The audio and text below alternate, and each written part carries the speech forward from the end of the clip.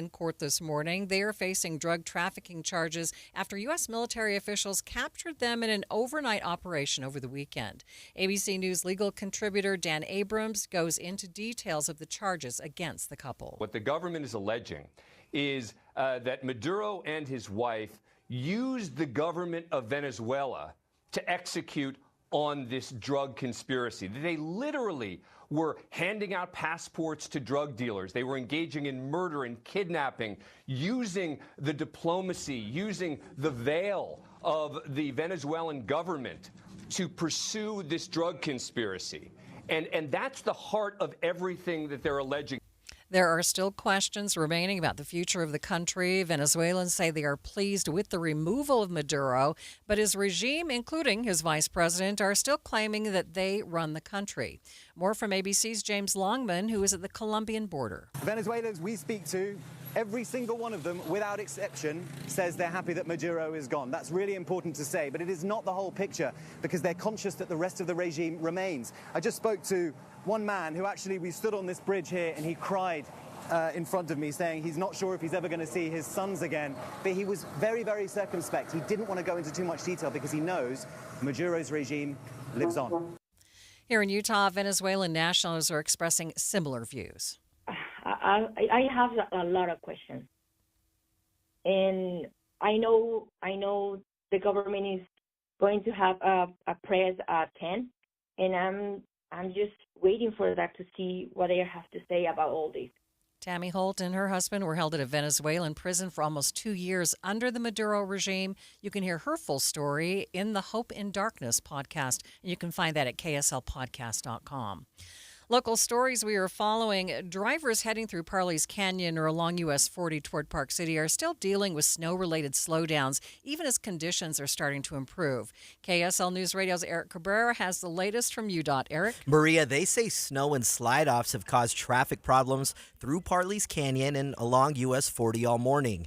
While there weren't any major crashes, those slide-offs forced lane closures near the summit and are still causing backups for drivers heading toward Park City. UDOT spokesperson John Gleason says crews have reopened lanes, but delays remain. Law enforcement and our maintenance folks have been able to move the vehicles over to the right. We're still looking at about a 3.5 mile backup right now, and those could be up to a half hour in delays that we're talking about. He's reminding drivers to slow down and make sure their vehicles are winter ready. Live, Eric Cabrera, KSL News Radio. Many of Utah's ski resorts finally got some significant snowfall overnight, and they're hoping the snow just keeps on coming.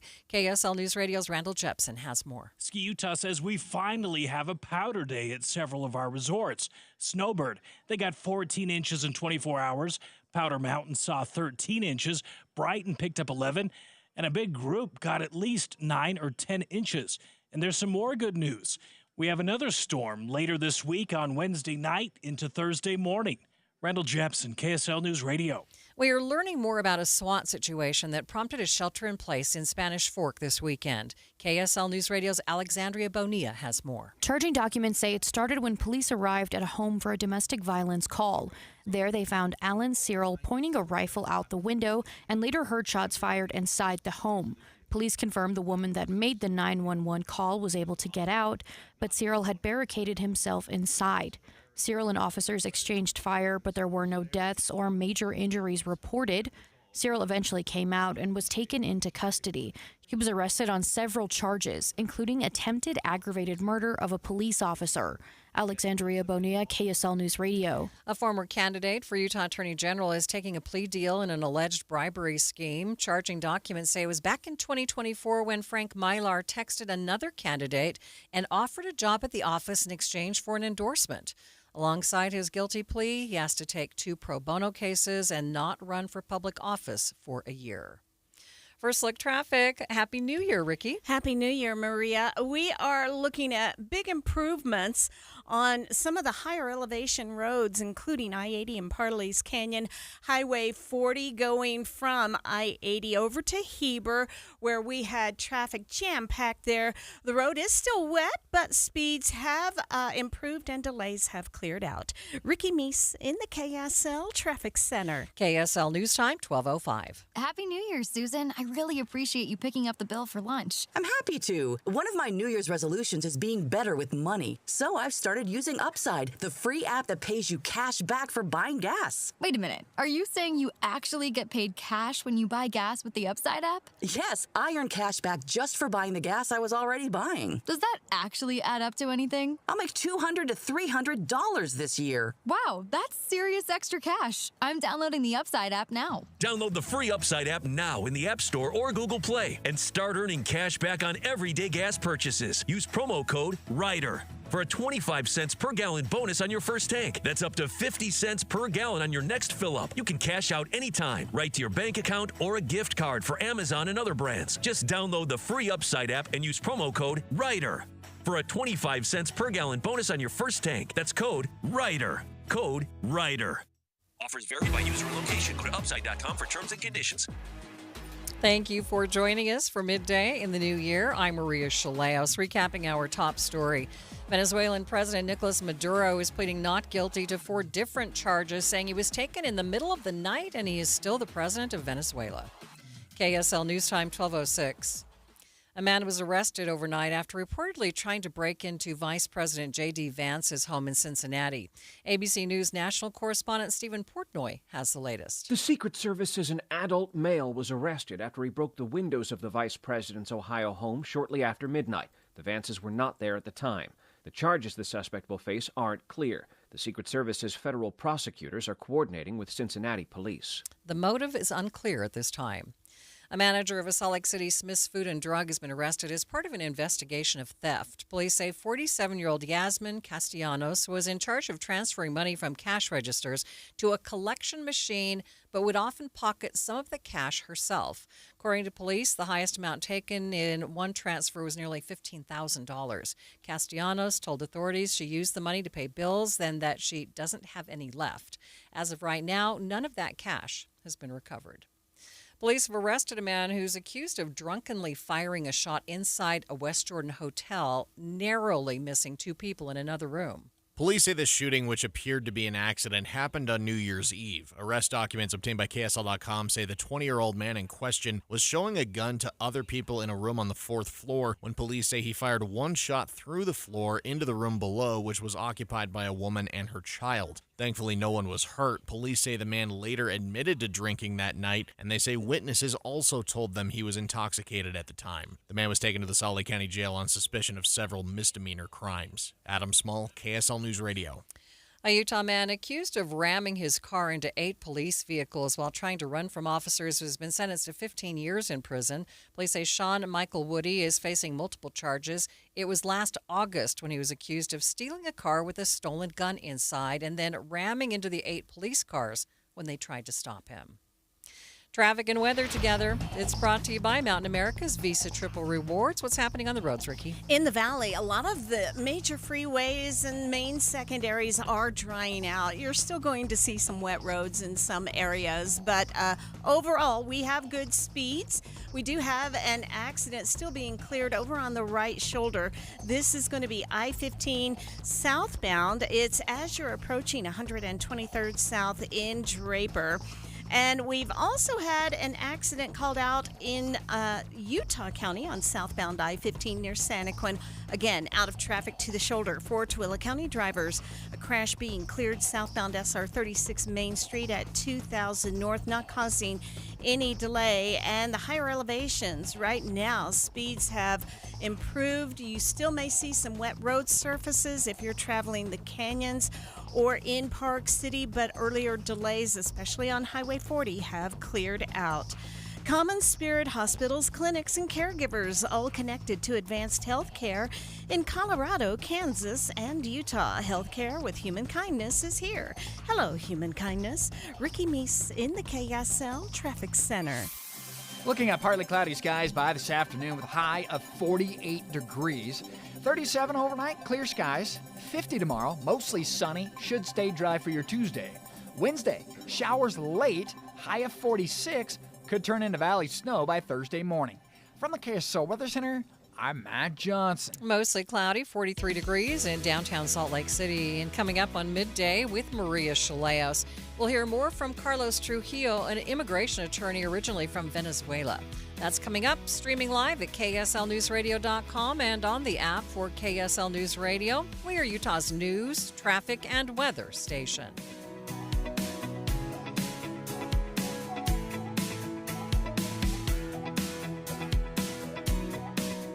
When the new year hits, every business could use a little something to stay ahead. A lift, a jump start, an edge, or perhaps a boost. Like the all-new 5-year business boost from Comcast Business. It's the certainty of a price lock for 5 years on qualifying internet bundles. Plus, you'll have the most reliable Wi-Fi with our best equipment, so your whole team can stay connected at a great rate. And to sweeten the deal, ask about a $500 prepaid card when you add 2 lines of mobile. It's the boost your business deserves. So sign up for the 5-year business boost and get a 5-year price lock on ultra-reliable Wi-Fi. Plus, ask about a $500 prepaid card. Comcast Business, powering possibilities. Ends 2/22/26, new customers only. 1-year contract required for guaranteed rate. 5-year pricing applies to monthly service charge excluding taxes and fees. Best Wi-Fi based on Open Signal Awards USA. Fixed Broadband Experience Report, May 2025. Dan owed an unbelievable amount of money to the IRS. I got behind on my taxes. It's a horrible feeling. He was in denial. And when I got those letters from the IRS, you wanted to act like they didn't exist. Finally, Dan turned to Optima Tax Relief, the leading tax resolution firm. A+ rated by the Better Business Bureau, they've resolved over $1 billion for their clients. Optima got me a settlement with the IRS. These people are really people-friendly. It was every bit of a new lease on life for me. The fast action and the great results made Dan's head spin. I felt like I was in a dream, but it's real, and I have paperwork to prove it. They got the job done, and life is good. For tax help you can trust, call Optima now for a free consultation. If you're worried about what's going to happen with the IRS, stop worrying. Make the call now. Call 800-343-6460. 800-343-6460. 800-343-6460. Optima Tax Relief. Testimonial from an actual client. Some restrictions apply. For complete details, please visit OptimaTaxRelief.com. Matthew. Huh? Oh, sorry. It's okay. I just need you to listen to me. I know that a lot of times, Mom, it might not seem like I'm listening to you, but I am. I hear you. And what you say really does matter to me. I mean, let's be honest. No kid likes rules, but I get why we have them. I hear you, and I know it's because you care. All the talks we've had over the years, including what you've told me about not using alcohol and other drugs, they stick with me. And believe it or not, they really do make a difference, especially at times that matter most. Hey, want a drink? No thanks, I'm good. So thank you, Dad, for talking and preparing me for what's ahead. Thanks, Mom, for never giving up and always being my biggest fan. Thank you for letting me know what you expect, so I can try to meet your expectations. Thank you for talking. For more information about talking with your kids about underage use of alcohol and other drugs, visit underagedrinking.samhsa.gov. How does a soccer club born in an unlikely place, Utah? You sure you want to do that in Utah? built with players no one else wanted, We knew no one believed in us. reach the league's highest heights? We finally did it. It was like just this feeling of getting to the top of the mountain. How does that same team find a way to shatter expectations in the midst of a fight for its own survival? Our club is burning to the ground as we speak. I'm Amy Donaldson, and in a new podcast, Making of a Moment, the RSL story, we take a closer look at one of those iconic sports moments Soccer is a crazy game, and we saw it firsthand tonight. and unravel how knowing the truth of these moments can transform what they mean. I just kind of got chills right now thinking about it. Making of a Moment, the RSL story, is available now. Follow us at makingamomentpod.com or wherever you get your podcasts. KSL News Time, 12:15. The three things you need to know this hour. First, our ski resorts finally got a pretty good-sized snowstorm, with many reporting 10-plus inches of new snow. I'm KSL News Radio's Randall Jepson. Second, new research shows about half of Utah kids between kindergarten and third grade are not reading at their grade level. Third, traffic and weather together, Ricky. Despite the weather easing and road conditions improving, restrictions remain in place for both Big and Little Cottonwood Canyons. All vehicles must have traction devices or be 4x4s to get up into the slopes. Ricky Meese in the KSL Traffic Center. Morning rain showers should clear out by this afternoon, but I got a new storm on Wednesday. I'm Matt Johnson. Sun's working pretty hard at coming out right now. Tiny bit of sunshine and 43 degrees at the KSL Common Spirit Health Studios. Time for KSL's top national stories. From ABC News, I'm Michelle Franzen.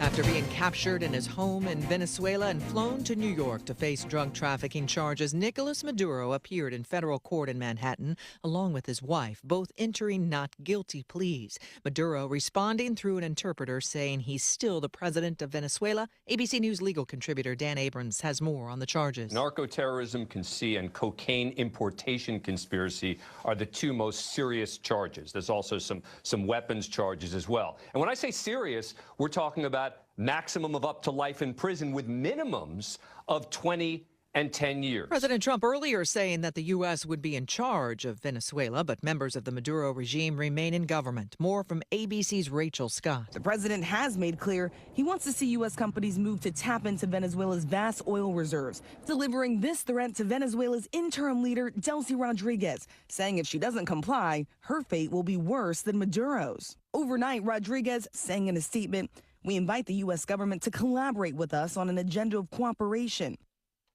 Congressional top lawmakers on the House and Senate Intelligence Committees are expected to be briefed on Venezuela later today. Secretary Pete Hegseth says the Pentagon will pursue censure against Senator Mark Kelly, the former Navy pilot and astronaut, facing discipline after joining fellow veterans in a video reminding service members not to carry out illegal orders. A formal censure letter from the Defense Secretary accuses Mark Kelly of undermining good order and discipline in the military, amounting to conduct unbecoming an officer. Pete Hegseth says he's opening a proceeding to reduce Kelly's rank as captain and his pension. In a statement, the Arizona senator vows to fight any demotion with, quote, everything I've got, adding that he aims to send a message that the defense secretary and the president don't get to decide what Americans say about their government. ABC's Stephen Portnoy. You're listening to ABC News. Time for the KSL In-Depth. The future of Venezuela is unclear at this moment. The U.S. revoked temporary protected status as an option for migrants from the country last year. Carlos Trujillo is an immigration attorney originally from Venezuela. He says the Trump administration is not being consistent. The first thing that they said when Secretary Noem announced this is that Venezuela is not a problem. Venezuela, there shouldn't be a problem for people to go back to Venezuela. You know, the circumstances of the country conditions didn't really allowed or really permit for the TPS to even exist. That was her announcement when she tried to explain why she was doing this. But wait a second. What have we heard for the last 48 hours? We have heard about the despicable things that President Maduro and this regime has done to the people, and now they're saying how good it is that we have taken one of the most evil person in the Western Hemisphere. Wait a second, but then why did you take TPS away? Then we started to see that it's really kind of getting some cracks in that logic, and it got to the point that crack actually in an interview yesterday, they say, well, they didn't really need TPS because they can apply for refuge status, which is incorrect under the law. They need to apply this for asylum. But wait a second, but that still doesn't explain. If you're giving people asylum, it's because they are in danger in their home countries. That's what temporary protected status is for. So it makes no sense that they took it away. It makes no sense that they're not putting it back, because right now there's going to be a vacuum of power that so far the people that are in charge are the people pointed in the UN reports of committing the crimes against humanity, like Padrino Lopez or Diosdado Cabello and the colectivos that they use to go against the population. So it's something that is necessary, something that they should revisit, but even yesterday on many interviews, they're not going to. because their goal still is to try to cut not only on illegal immigration, but they're really trying to cut down on legal migration as well. And that is immigration attorney Carlos Trujillo joining us. Let's take a look at your traffic and weather together. It's brought to you by Mountain America's Visa Triple Rewards. Nice to see things drying out just a bit, Ricky. Exactly. And for those who are going to be traveling higher elevations, remember, wet roads still exist, although speeds are improving and traffic getting through the area much better. The roads, major roads, I'll say, have been plowed and mostly cleared, but you're still dealing with a wet road surface. Keep that in mind. Restrictions remain in place for both Big and Little Cottonwood. Now, no delays on any of the Valley freeways, but we do have a couple of problems. One is a crash on southbound I-15 near Draper, approaching 123rd South. Another at Payson and another at Santaquin. However, all of these vehicles and crashes are out of traffic on the shoulders, so you still have a good speed limit throughout that entire commute. And then crews are also working to clear a crash, again, out of traffic on the shoulder. This is on SR 36 Main Street into Willa County, going southbound at 2000 North. The Good Feet store, supporting you with comfort no matter what the day brings. Find the location nearest you at goodfeet.com. Ricky Meese in the KSL Traffic Center. KSL 7-day forecast calling for a 48 today. Skies should clear by afternoon. 50 degrees, mostly sunny skies on Tuesday. I got a 46, rain, snow, showers late Wednesday. So most of Wednesday dry, but Wednesday night and the Thursday could see some valley snow. Thursday afternoon, 37, 36 and partly cloudy on Friday. Saturday's 39. Hey, we're back to hazy sunshine and 40 degrees on Sunday. From the KSL Weather Center, I'm Matt Johnson. It's mostly cloudy, 43 degrees in downtown Salt Lake City, and the 7-day forecast is brought to you by Performance Automotive Bountiful. Quick check at the markets at this hour, and I'm seeing, oh my gosh, some terrific numbers. The Dow is up more than 800 points. Complete update of your money news coming up next.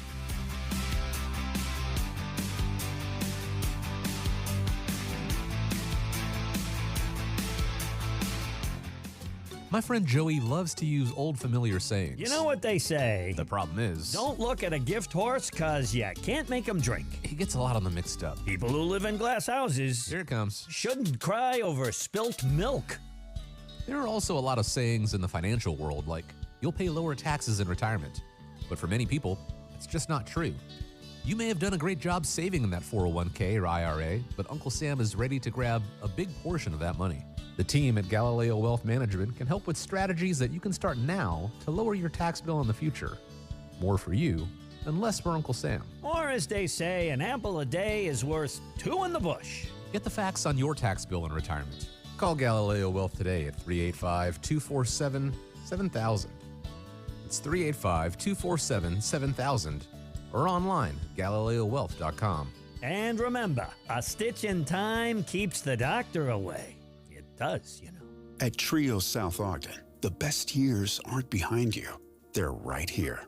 Discover independent living services that embrace aging as an opportunity to lean in, not step back. To pursue passions, not retire from purpose. Here, life is bright, colorful, and unapologetically fun. Because aging doesn't mean changing who you are. It means having more time to be exactly who you are. Schedule your tour today at triosouthodden.com. Hi, I'm Joe Cordell of Cordell & Cordell, America's largest family law firm. During this time of year, difficult relationships sometimes become impossible. If you or someone you care about is facing a family law issue, let us set up a 1-hour Cordell Consult. The Cordell Consult is a meeting with a local attorney who will give you clear guidance about your options, whether it's a separation, a postnuptial agreement, divorce, or custody. Take the first step. Visit CordellCordell.com. That's CordellCordell.com.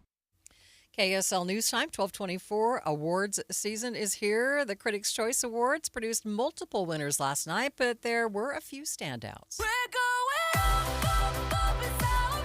K-pop Demon Hunters won both Best Animated Feature, with the original song Golden winning Best Song. Sinners won 4 different awards, including the award in a new category, Best Casting and Ensemble. And taking a look at your money at this moment, The Dow right now, oh my gosh, it's up 806 points, more than 1.5%. It's over 49,000, sitting at 49,188. S&P 500 up by 53 points, and the NASDAQ, it's up by 179 points. Good news for pasta lovers. The 107% tariff on Italian pasta is no more. CNN reports an investigation into the price hike has the U.S. Commerce Department rethinking the hikes. Now they will only be subjected to 24 to 29% tariffs. Americans are so over pizza. Wall Street Journal says pizza chain sales are down, falling to 6th place in 2024 compared to 2nd place in the 1990s. Pizza restaurants are outnumbered by coffee shops and Mexican restaurants. Honda is halting production at 3 more plants in China. Reuters reports it's because of a semiconductor shortage. It highlights supply chain issues across the industry. A whale of a fish caught a big price in Japan. A 535-pound bluefin tuna selling for more than $3 million, a new record at the first auction of 2026 at Tokyo's Toyasu Fish Market. The winning bid came from the owner of a popular sushi chain, and business must be doing pretty well because he paid $1 million more than the previous record for a fish back in 2019. The Pacific bluefin tuna was previously a threatened species, but its stock is recovering following conservation efforts in Japan. Sherry Preston, ABC News. Hi, this is Doug Ryden. For years, I've been telling you about products I truly believe in and that we use in our home. And one is Kinetico. We all know the downsides of hard water, tough on home appliances, frustrating spots on shower doors, but it also affects your personality. When you shower, does the water feel invigorating? Hard water can leave your skin feeling sticky and itchy. A Kinetico soft water system changes everything. It's like having a luxurious spa experience when you shower, making your daily routine something you look forward to. Kinetico, it's a difference you can feel. Their patented system uses far less salt than competitors, and they're exclusively focused on water softeners. They're the experts in their field, and they'll show you the difference for free with no obligation to buy. Call Kinetico Quality Water Systems of Salt Lake, an authorized independent dealer, at 801-576-8600, or check them out online at softwaterutah.com. Start enjoying your water. Spoil yourself every day. Hi, it's Tori DeVito. In every family, small conversations can make a big impact. I grew up on tour with my parents. Kind of different, but we bonded over music just like other families do over sports, camping, or other interests. And we talked. Little everyday conversations from silly to serious that built a foundation over time. Honest conversations, like when my dad shared his experiences as an alcoholic. Your honesty about that part of your life gave me a sense of integrity that I wanted to uphold in my own life. And I was so grateful that you and Mom had become these sober, stable people who were always there for me. I wanted you to know from someone who's been in recovery more than 30 years now that hard work is what creates success, not alcohol or other drugs, whether it's music or anything else. I said it a lot, and I'm glad you took it to heart. Talk, they hear you. For more information about talking with your kids about underage use of alcohol and other drugs, visit underagedrinking.samhsa.gov. Jeff Kaplan. I'm energized by breaking news. First of all, because it's right now, and second of all, because in many cases the audience needs to know. There's no more important service that we can provide, and I find it critically important to get more details to the audience as quickly as possible. There's nothing more energizing than that for me. Not at all. The most important thing we do is breaking news. I am gratified that so many people listen to me every afternoon on KSL, but what they don't know is that there are so many people behind the scenes making it happen, checking on the traffic, answering the phones, making the calls, talking to the newsmakers. They're out in the street, into the field to get the raw information, and then putting it all together so that I can sit in front of a microphone and be a source of information every afternoon. But there are so many people who make it happen. That's what you don't know. Ride Home with Jeff Kaplan, weekdays 3 to 7 on KSL News Radio. Traffic and weather together. It's brought to you by Mountain America's Visa Triple Rewards. Here's Ricky Meese. It's a delay-free drive on the Valley freeways despite multiple accidents on southbound I-15 scattered from Payson to Santaquin, and they're all out of traffic and in the clearing stages. Restrictions in place if you're going to be traveling Big or Little Cottonwood Canyons. Ricky Meese in the KSL Traffic Center. Hey, talking about some AM showers that'll clear by this afternoon. I got 48 for a high today, 50 tomorrow, mostly sunny skies, quiet. But you get into Wednesday, I got PM rain snow showers with valley snow possible Thursday morning. From the KSL Weather Center, I'm Matt Johnson. And it's mostly cloudy in downtown Salt Lake City, 43 degrees. You're listening to Midday with Maria Shilaos on KSL News Radio, 102.7 FM and 1160 AM. Good afternoon. KSL News Time, 12:30. KSL's top story this hour. About half of Utah's kindergarten through third grade students are not reading at their grade level. KSL News Radio's Adam Small has more.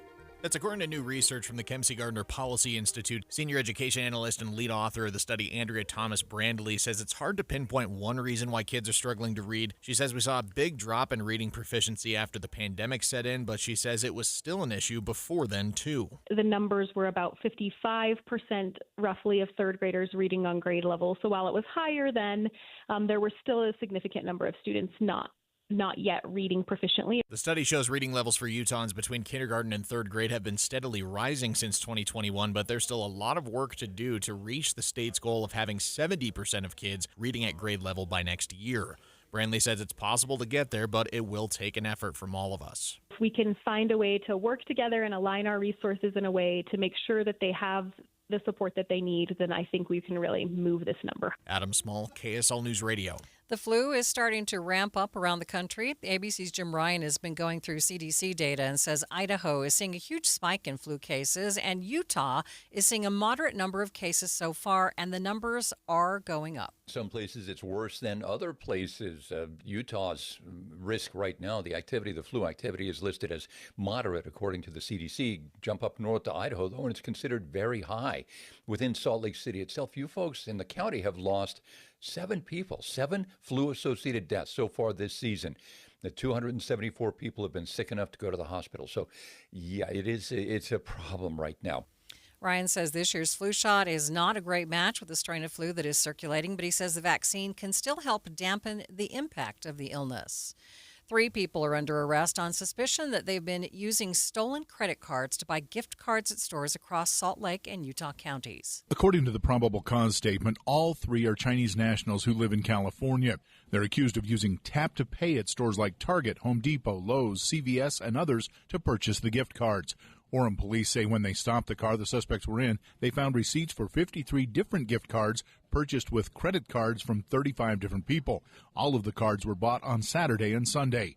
Don Brinkerhoff, KSL News Radio. KSL's top national stories. The UN Security Council convened an emergency session to debate the U.S. arrest of Nicolas Maduro today. ABC News national correspondent Stephen Portnoy has more. As Maduro appeared in court in Lower Manhattan, uptown, Venezuela's UN ambassador urged the Security Council to condemn what he called the kidnapping of his country's leader. The events of January 3rd constitute a flagrant violation of the UN Charter. America's UN ambassador, Mike Waltz, fiercely rejected the charge. This was a law enforcement operation. Waltz added the Trump administration won't allow the Western Hemisphere to be used as a base of operation for America's adversaries. Stephen Portnoy, ABC News, Washington. The Venezuelan government has been unstable for decades with monstrous inflation and shortages of food and medicines. KSL News Radio's Becky Bruce has more. The government effectively collapsed as long ago as 10 years ago, and it has stayed that way. Couple that with, this authoritarian government. Maduro was in charge of literally everything. He controlled the media. He controlled the grocery stores, everything. And so, opposition voices, people who wanted to try and turn things around, were effectively silenced. He's lost at least 2 or 3 elections and managed to stay in power. So it's been a complete mess there. And the impact on the individual human being at the street level has been profound. Around 8 million people have fled the country over poor conditions since 2010. You can hear more about that on the KSL podcast, Hope in Darkness.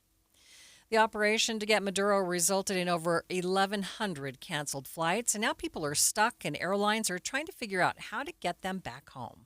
Nathan Schmidt and Aaron Savatzin both live in Denver in the Caribbean for her 40th birthday. They're stuck in St. Martin. Things got not so great when we were getting ready to head to the airport. Their flight was canceled. Airlines aren't paying for living expenses since it wasn't the airline's fault that the flights were canceled. That means the couple says they've had to shell out thousands of dollars on hotel rooms until they can get a flight home on Wednesday. Great place to be stuck in, but I mean, we're just trying to get home. They say they've had to spend around $4,000 on hotel rooms. Alex Stone, ABC News.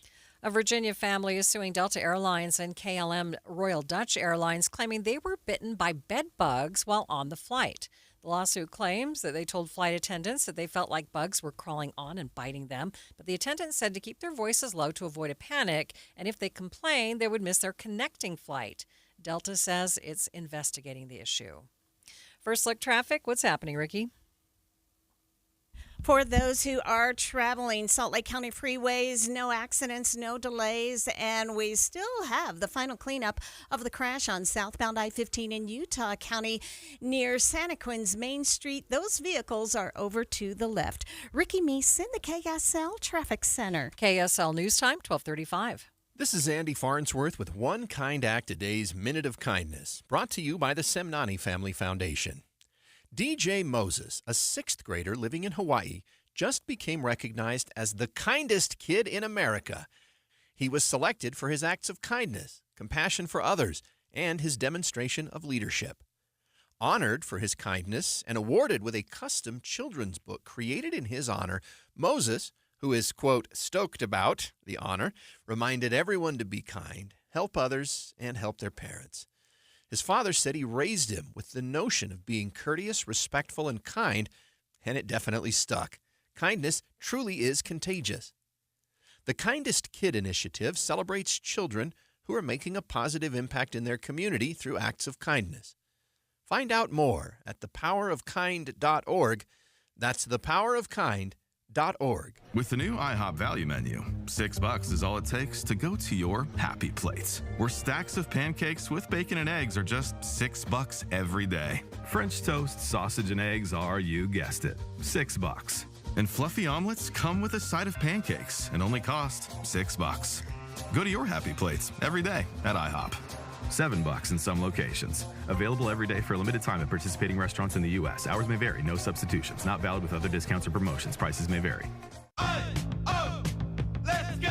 You're still grooving, still connecting, still loving, still turning up, still thriving. You still got it, but your immune system, it weakens as you age. That's where vaccines come in. They help train and strengthen your immune response to fight off respiratory illnesses like flu, pneumococcal pneumonia, RSV, or COVID-19. Ask your doctor or pharmacist which vaccines you need.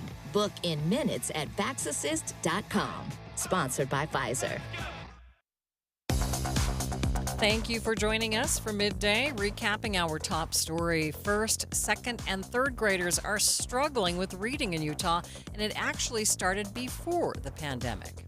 KSL News Time, 12:37. A missionary of the Church of Jesus Christ of Latter-day Saints died this weekend of an unknown medical cause. Elder Caleb Jean Martin from Salem, Utah, was serving in the New Mexico Farmington Mission and had been there since May of 2024. Church is extending its condolences to his family, friends, and fellow missionaries. More travel experts are recommending people come to Utah. KSL News Radio's Alexandria Bonilla reports. 3 different cities are being highlighted in particular: Park City, Moab, and Salt Lake City. Deer Valley Resort got a shout out in Forbes Travel Guide's top destinations for 2026. The ski resort has 4,300 acres and hundreds of ski runs. For the warmer months, travel guides are recommending Moab. U.S. News and World Report's best small towns to visit in the USA for 2026 said the Red Rock deserts are unlike anywhere else. Arches and Canyonlands National Parks are also right there, drawing in mountain bikers, climbers, and off-roaders. Salt Lake City is also being highlighted in Travel and Leisure's The 50 Best Places to Travel in 2026, citing its different shops and restaurants, as well as its proximity to ski resorts and other summer recreation areas. Alexandria Bonilla, KSL News Radio. Make a resolution to get out and see the geoheritage sites in Utah that will hopefully be added to an international list of sites. Ben DeLind with Utah Geological Survey says it's pop geology. Pop geology is, I think, the easiest way to get anyone, be it a 5-year-old or a 99-year-old, into geology. These are the kind of cool stories that make geology much less of a science and something that you can actually feel, see, or touch. DeLynn says there are well-known geoheritage locations like Zion and Bryce Canyon, but also lesser-known sites like the Goosenecks of the San Juan and the Carnegie Quarry. He says Utah is a geologic wonderland with hundreds of locations that feature canyons, pinnacles, volcanic features, and many other sites. More information can be found by going to kslnewsradio.com. Traffic and weather together. It's brought to you by Mountain America's Visa Triple Rewards. And let's check in with Ricky Meese. Well, for those who are traveling, Salt Lake County Freeway is not too bad of a drive, even where we still have roads drying out a bit. We do have good speeds. We have restrictions in place for both Big and Little Cottonwood Canyons. And then also, I am hearing from a listener that odd hailstorms and weather conditions coming through, affecting the drive on I-15 south of Santaquin to Nephi. Especially south of Santaquin, there have been crashes involving multiple accidents, and that's going to be causing delays. So be advised of winter weather conditions there. Slow your speeds. If you are going to be traveling in Tooele, we are in the final cleanup of a small accident southbound SR 36 at Main Street. And this is going to be at 2000 North, out of traffic on the shoulder. Traffic's rough, but your parking lot doesn't have to be. GoPave Utah keeps things smooth with expert asphalt maintenance at gopavutah.com. That's gopavutah.com. Ricky Meese in the KSL Traffic Center. Looking at a high of 48 today, AM showers should taper off. I got 50 tomorrow, mostly sunny skies, dry. Wednesday, I've got increasing cloud cover, 46 the high, rain, snow, showers late Wednesday night. From the KSL Weather Center, I'm Matt Johnson. And it's mostly cloudy in downtown Salt Lake City and 45 degrees. Coming up on Midday, we will talk gas prices and what changes you might see at the pump with the Trump administration's Venezuelan takeover. That's coming up, streaming live at kslnewsradio.com and on the app for KSL News Radio. We are Utah's news, traffic, and weather station.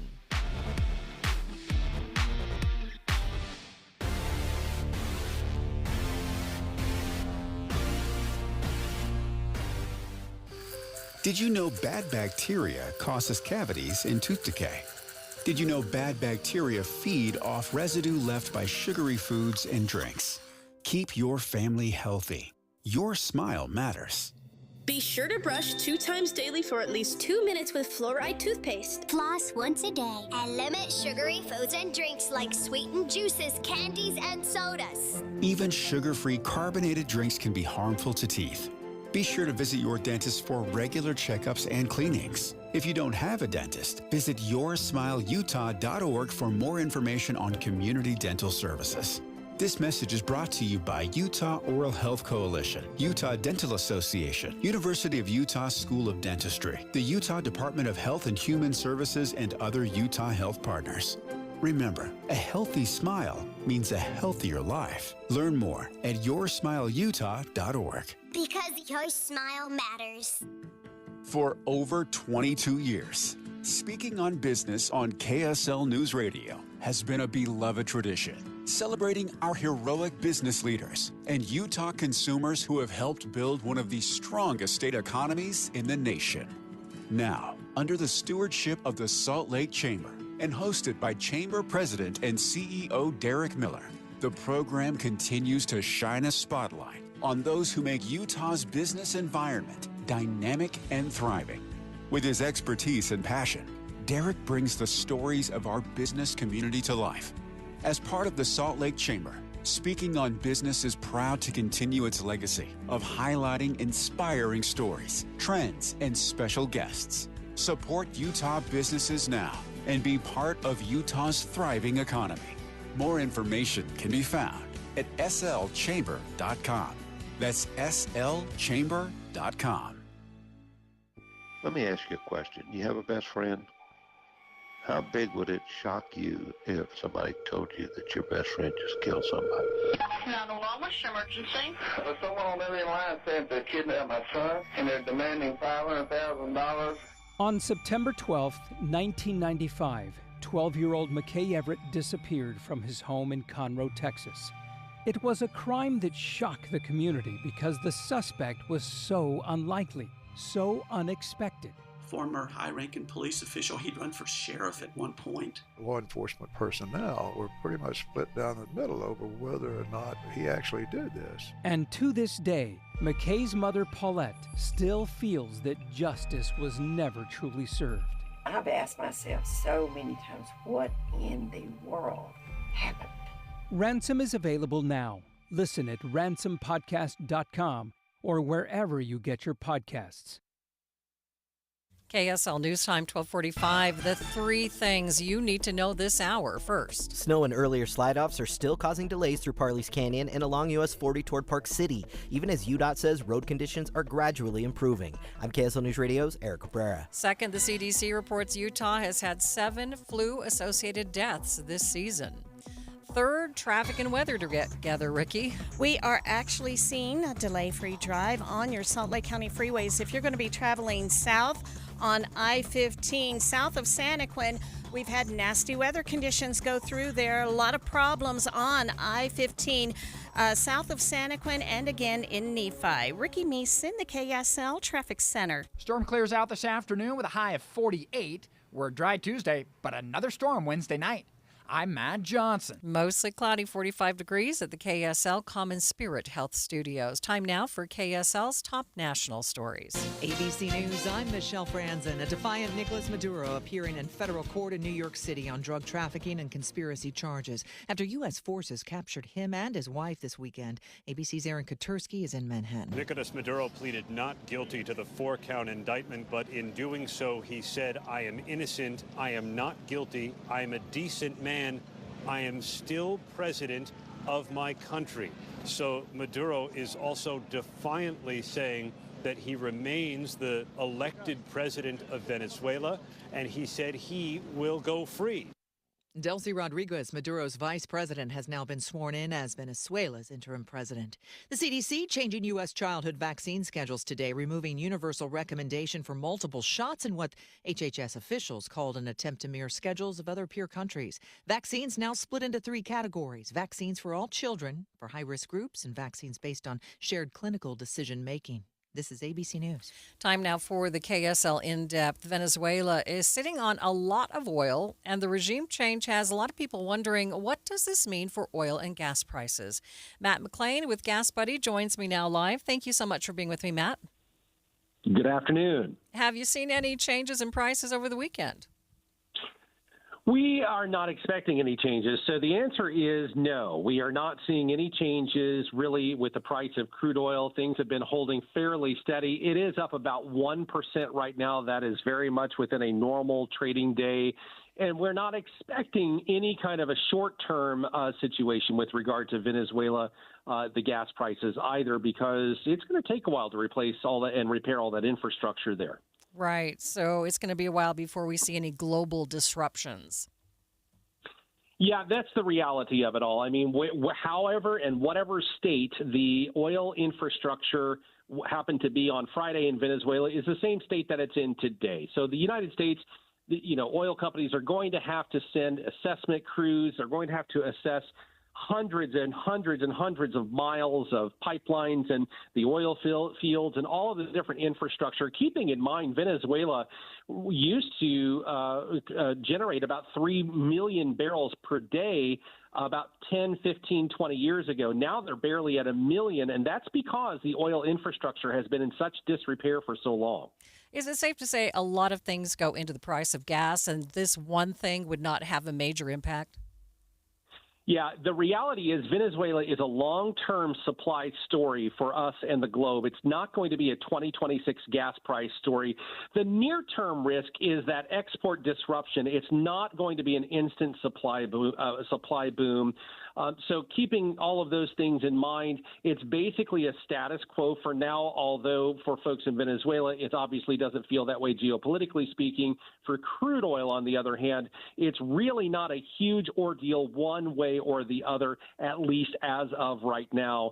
OPEC Plus, maybe down the road, if Venezuela starts producing additional oil, well, we may see some geopolitical push and shove back and forth with oil production. But for right now, not really a big deal. Yeah, not much for really the regular consumer to really think about.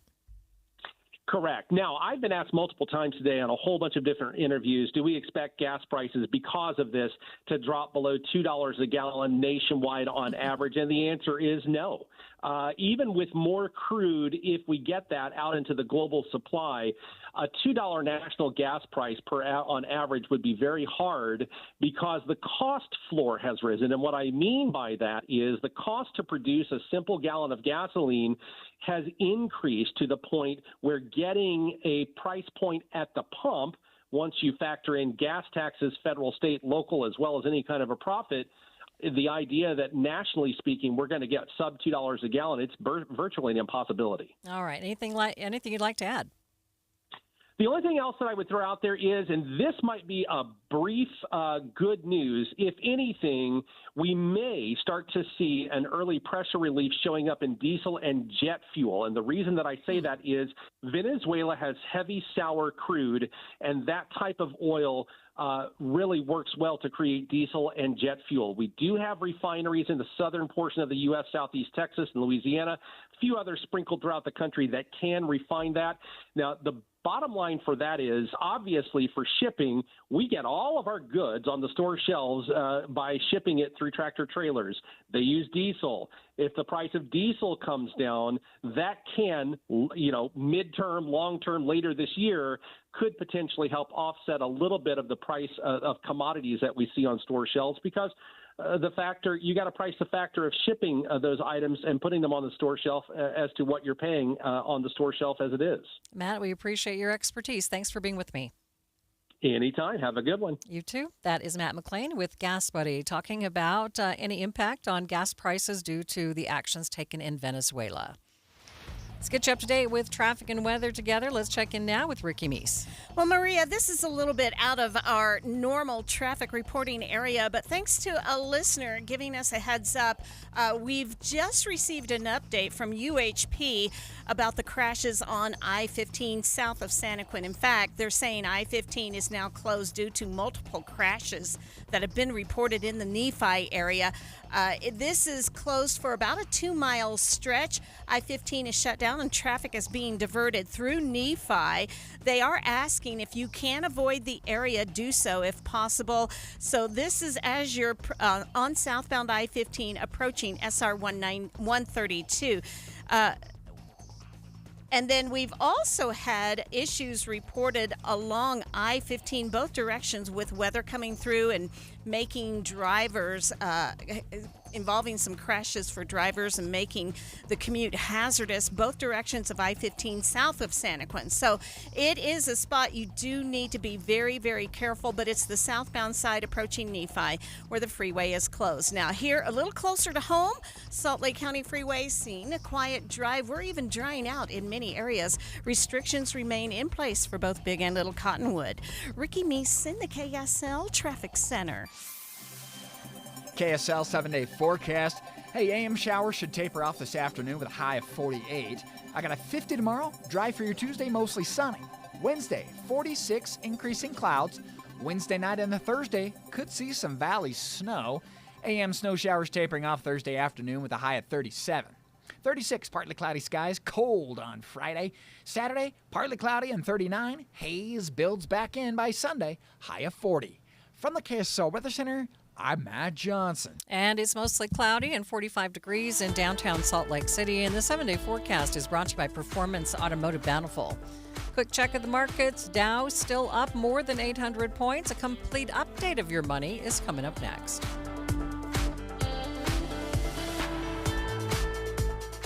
I was in foot pain for 20 years, trying to give it relief, buying all these different insoles. Drugstore insoles, custom insoles. I spent thousands of dollars. I bought all these products, and not a single one worked. I really, truly needed to have relief in my feet, and the Good Feet arch supports were what gave me the relief I needed. For over 20 years, we've been helping people like Teresa actually live the life they love without their feet getting in the way. I wanted to make sure that I got something that my feet felt good in, not somebody else's feet. I love the fact that I can wear these arch supports in all my shoes. I have boots, I have cowboy boots, I have running shoes, I have walking shoes, I have flat shoes, I have heels. It makes me so happy. If you ask my husband, he will crack up because there is no store I would rather go in than a shoe store. I'm Teresa, and that's my Good Feet story. See what we can do for you with a free personalized arch support fitting at the Good Feet store. We have locations in Farmington, Riverton, and Sandy. Here's a tale of Linda trying to lose weight, but the med prices she found were all over the place. Hidden fees and markups made her jaw drop low. Then she found Good RX. Now she's in the know. GLP-1 subscriptions FDA approved. With clear upfront pricing. And same-day pickup. That's Good RX, the no-nonsense way. Save time and money on prescriptions. Get to goodrx.com/weight loss. GoodRx is not insurance. This message comes from Viking, committed to exploring the world in comfort. Journey through the heart of Europe on an elegant Viking longship with thoughtful service, destination-focused dining, and cultural enrichment on board and on shore. With small ships that bring travelers closer to the destination, there's more time to explore. And every Viking voyage is all-inclusive, with no children and no casinos. Discover more at Viking.com. You know, most diets will help you lose a few pounds, but Soda weight loss will help you lose years. I lost 37 pounds on the Soda weight loss program 3 years ago, and I feel younger than I've felt in decades. And it's not because of how I look, it's because of how I feel. But you do look younger, Thank too. you. I let go of 70 pounds in 5 months, and then I looked at the before and after pictures of myself and was like, wow. It's something when you don't have to carry all of that excess weight around. And I was at a stage in my life where I didn't want to add drugs to my regimen. I wanted to reduce the number of medications I had to take. So the nutritionist at Soda Weight Loss taught me how to have a healthy relationship with food. And it was so helpful that I could text my nutritionist anytime I wanted to for advice, which helped me learn what I needed to know so that I could keep it off. And right now, this is the perfect time to join, because if you join now, your partner joins for free. It's the perfect gift for both of you. It's at Soda Weight Loss. SOTAweightloss.com, because soda is, say it with me, Amanda, state of the art. KSL News Time, 1256. A class action lawsuit out of Chicago is targeting McDonald's. Claims the chain is falsely advertising the McRib sandwich, and it actually does not contain any rib meat. McDonald's is firing back, saying it is made of pork, but it's still meat shaped to mimic a rib and is not an actual rib. Watching Utah's money, more kids are upgrading to a more mature palate. The Wall Street Journal says they're eating sushi. Analytics firm Circana says sales of sushi at retail locations like grocery stores hit $2.9 billion last year. Novo Nordisk is trying to make weight loss drugs more accessible. The company is launching its Wegovy pill in the U.S. for $150 a month. And your money at this moment, the Dow up by 692 points, sitting at 49,075. S&P up by 46. NASDAQ up 155. It's the dawning of a brand new year, and NPS is here to make sure that new year is wonderful by helping you, all of our families, buy at great, great prices. You know, each and everything in the store any given day is 20 to 70% off. And then they have additional sales. They change all the time. New things are coming into each of the stores, and you can save even more at NPS. And of course, if you're looking to eat a little healthier this year, NPS has the great produce. They have things that you are looking for to make sure your family eats well and eats healthy. And of course, there are many things for your home as well at greatly reduced prices. NPS, it is the nice place to shop and the nice place to save. Each of their locations, 2 in Salt Lake City on Empire, 1 in Orem, and 1 in Layton. NPS for the brand new year. More than 50 million Americans suffer from a form of mental illness. And Utah isn't immune, with nearly 1 in 3 people dealing with anxiety, depression, or another form of mental illness. But there's hope. We can all take action to keep ourselves and our loved ones safe. That's why KSL has teamed with the Huntsman Mental Health Foundation to bring you hope and help you thrive. It's Healthy Mind Matters. Find out more at healthymindmatters.com. And let's get you up to date with traffic and weather. Here's Ricky Meese. Traffic is rolling along on your Salt Lake County freeways, but further south, we do want to make drivers aware. If you're headed past Santaquin, we do have a freeway closure, especially on the southbound side of I-15, but crashes both directions of I-15 after Santaquin before Mona and again in Nephi. And the closure on southbound I-15 is as you're approaching Nephi, where traffic will be diverted off the freeway. Ricky Meese in the KSL Traffic Center. Forecast calls for a high today of 48 degrees, up to 50 tomorrow, and the chance of showers decreasing tomorrow to 20%, but back up to 60% by Wednesday. And it looks like we could have snow on Wednesday night. Right now, 45 degrees downtown.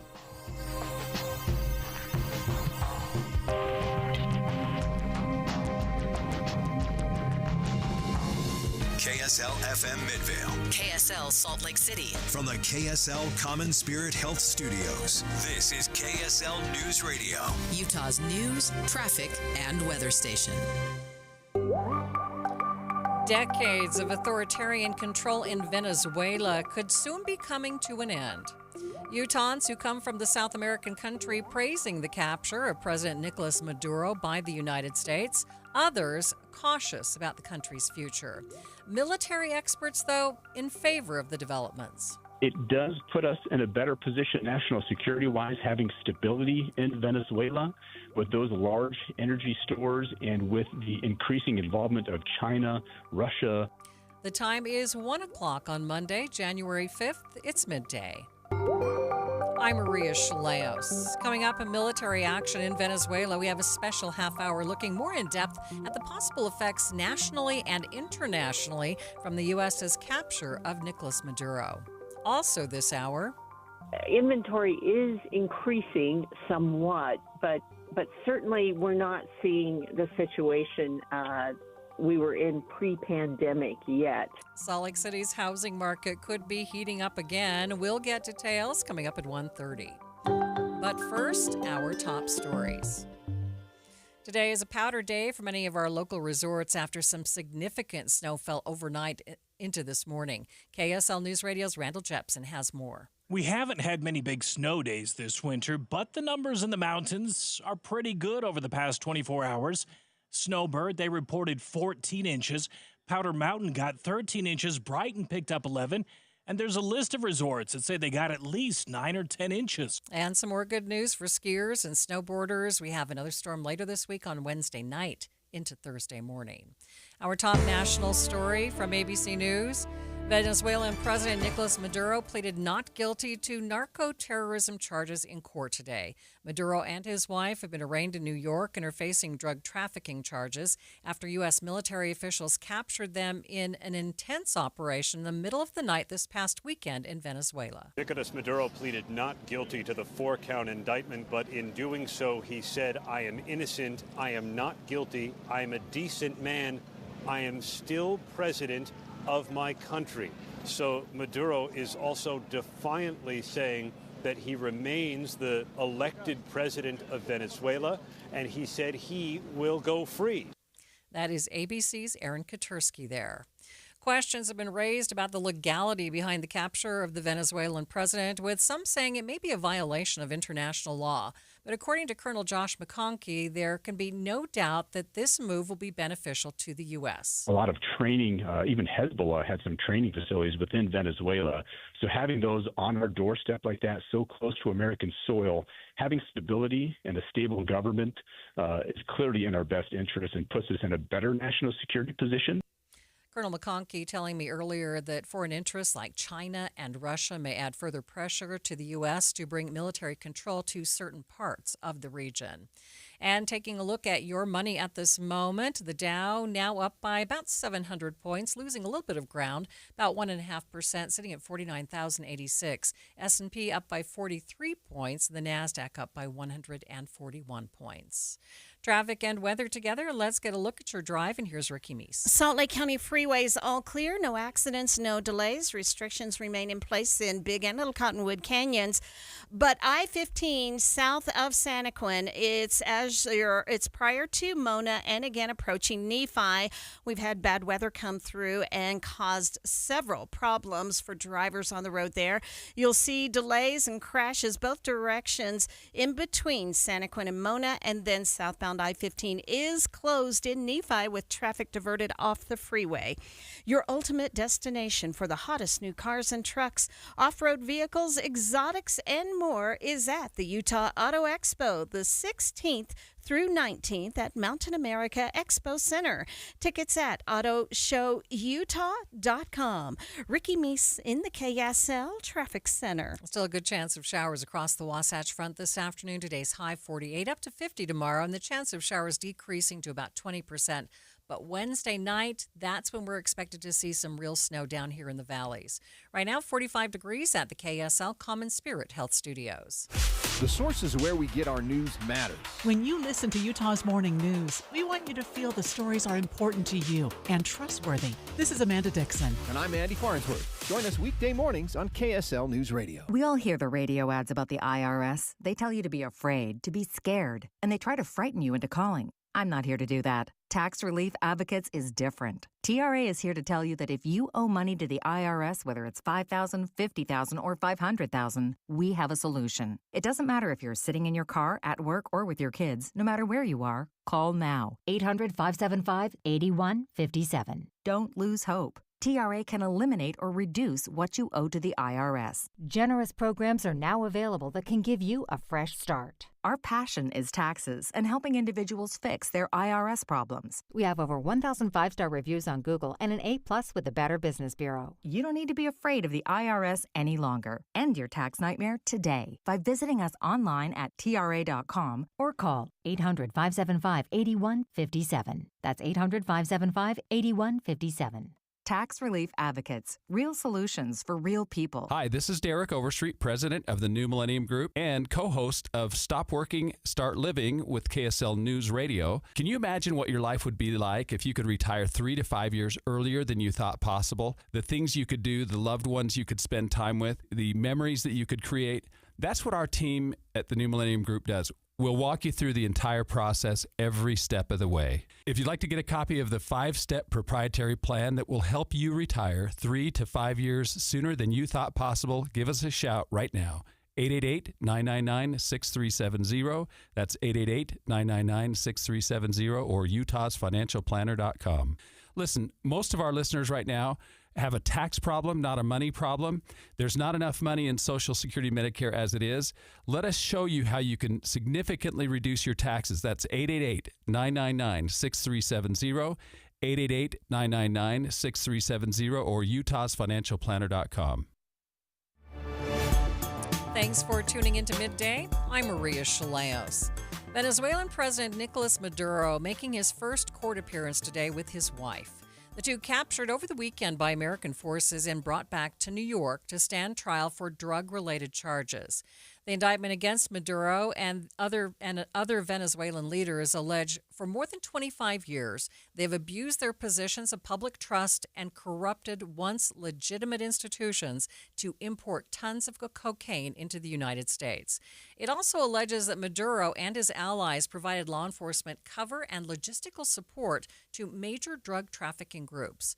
Both have pleaded not guilty. Military action in Venezuela, we have special coverage on Midday. We begin this special half hour of coverage with ABC's Aaron Katursky, who is outside the court in New York. He said, I am the president. I am still the president of the Republic of Venezuela. His wife, Celia Flores, likewise said that she is the first lady of the Republic of Venezuela. And defense attorney Barry Pollock signaled that he will challenge the circumstances of Maduro's capture by the U.S. military. Katursky also has insights into Maduro's defensive strategy. Defense attorney Barry Pollock signaled that he will challenge the circumstances of Maduro's capture by the U.S. military. This is a tactic that Manuel Noriega tried when he was found to have surrendered to U.S. forces in Panama back in 1990. It did not work in the U.S. courts then. It may not work now, but he will certainly try. But the U.S. just doesn't recognize Maduro as a legitimate president. There are still questions remaining about the future of Venezuela and what the U.S. role will ultimately be in all of it.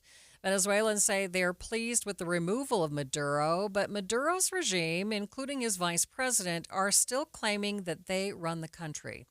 President Trump said over the weekend that the U.S. will run Venezuela and that U.S. oil companies will now have access to Venezuela's oil reserves, although it's unclear whether those companies have confirmed that. What could the developments in Venezuela mean for security here and abroad? To get more on that perspective, I spoke with retired U.S. Air Force Colonel Dr. Josh McConkey. He says he's not surprised by the seizure of Nicolas Maduro, but he's still a little shocked that it actually happened. He says something like this isn't exactly common, but it's not unheard of. So this is not unprecedented. So this had happened previously in Panama with Manuel Noriega. So if people look back into history there, he was actually charged with some drug trafficking charges, and they actually it was direct military operations and actual invasions, and then captured Manuel Noriega. So it's not unprecedented, but it's very remarkable. What does this mean for our national security? It does put us in a better position national security-wise, having stability in Venezuela with those large energy stores and with the increasing involvement of China, Russia. They literally have the Iranian Guard, Republican Guard, and a lot of training. Even Hezbollah had some training facilities within Venezuela. So having those on our doorstep like that, so close to American soil, having stability and a stable government is clearly in our best interest and puts us in a better national security position. I think everyone is waiting to see how that plays out, and we're very anxious. But overall, it puts us in a better position. Yeah, you mentioned those other occurrences in history. Did it work out in the best way at that time? So, if you look back at 1990 in Panama, Panama has been very stable over the past 2 decades. There's a lot of expats that live in Panama, like ex-military and U.S. civilians. I know when we gave up control of the Panama Canal, the Chinese took that opportunity to jump in and have more involvement than we would like in that critical national security zone right there. But it has worked out when it's been very stable, and I think most people in Panama are in a good position right now, better than they were with Manuel Noriega. So what does it mean for the U.S. to say they're going to go in and run a country? That is a fantastic question, and one that we are all waiting to see what plays out. Is there a proxy government installed? Is it just I know the current acting president, Rodriguez. Is it just strengthen diplomatic relations with her? I don't think we've heard a concrete plan. We've heard some broad generalizations, but that is a very large task, and I think we are all waiting to hear to see how that plays out and what the actual plan is. We heard a lot of criticism from members of the international community. Do you feel like this may be destabilizing some areas of the world? I think it puts us in a better position strategically and national security-wise. When you talk with some of the opposition government there in Venezuela, when you hear some of the more liberal democratic lawmakers here, and then some of the international leadership that kind of leans toward the more socialism and communism side of things, that's what they're talking about. But when you look at the actual invasion of Venezuela itself, that happened years ago. So again, the Chinese, the Russians, the Iranians, and even Hezbollah, some Middle East terrorists have been heavily involved there. So it was clearly not stable. It was run by a dictator. There's lots of bad people in the world. We certainly don't need to be removing figureheads of every bad acting nation in the world. But this does put us in a much better strategic and national security situation. So it's very remarkable. Colonel, any final thoughts for us? When you look at the people of Venezuela themselves and look how they're responding, they are overjoyed. They've been dealing with 25 years of these dictatorship-style rules. And just when you look at the Venezuelan people themselves, they are very happy about this. They're looking forward to the future. And I think together we can have a great alliance with Venezuela and in the interest of both countries have a better national security picture. Dr. Josh McConkey is a retired colonel with the U.S. Air Force. Stay with us. Our special coverage on the military action in Venezuela continues in just 60 seconds. My doctor told me my cholesterol is borderline, so I took control with Garlic Healthy Cholesterol Formula. Garlic helps maintain healthy cholesterol safely and naturally. It's odor and taste-free, and Garlic is a world leader in garlic potency. I'm taking charge of my cholesterol with Garlic Healthy Cholesterol Formula, cholesterol's natural enemy. These statements have not been evaluated by the FDA. This product is not intended to diagnose, treat, cure, or prevent any disease. The term natural references only the garlic in the product. Use as directed. You still thinking job change in the new year? Yeah, I need something that's in high demand and more stable in this economy. IT? Yeah, cybersecurity, maybe even AI. That's what I did. Really? How? Went to My Computer Career. You don't need any prior experience, and you could start your new career in a matter of months. A lot of IT pros go to school there, too, to level up. Sweet. Are classes online or on campus? Both. Wow, I'll check it out. Thanks. Make this your year. Take the free career evaluation now at mycomputercareer.edu, an elite CompTIA certification partner. Financial aid is available to those who qualify, including VA benefits. Utahns of Venezuelan descent reacting most positively to the news that Nicolas Maduro has been captured and brought to the United States to stand trial. Salt Lake County Council member Carlos Moreno is from Venezuela and is now a naturalized U.S. citizen. He joined Inside Sources to share his reaction to the weekend developments. Yeah, about the news about Nicolas Maduro was for the entire people in Utah, Venezuelan people, is a miracle. This dictator and this crazy dictator, socialist dictator, was super powerful. And for us, it's incredible that this guy right now is in U.S. soil, and he's going to be in court today. It's just a miracle because this person create or kill under his government, kill hundreds of thousands of people in Venezuela. And just how much of an influence did Maduro have on the country as a whole? Moreno says Maduro and his people were deeply ingrained in every part of society, and he says that created a culture of terror. Nicolas Maduro was a totalitarian dictator. He has the power of every part of Venezuela. You know, everybody in Venezuela is under a totalitarian dictatorship. That means that Nicolas Maduro used to have a totalitarian power. That means that he used that power to traffic drugs all over the world. You know, for example, he sent tons of drugs to the United States. Also, he used all that power to send drugs to Europe and another continents. He used that power to create terrorism all over this hemisphere in the United States and also in Latin America, with organized crime organizations like El Tren de Aragua and other crazy, terrorists. He had a lot of power in the moment. That's why having him here in America to see a judge, the American justice, is a miracle for many, many people.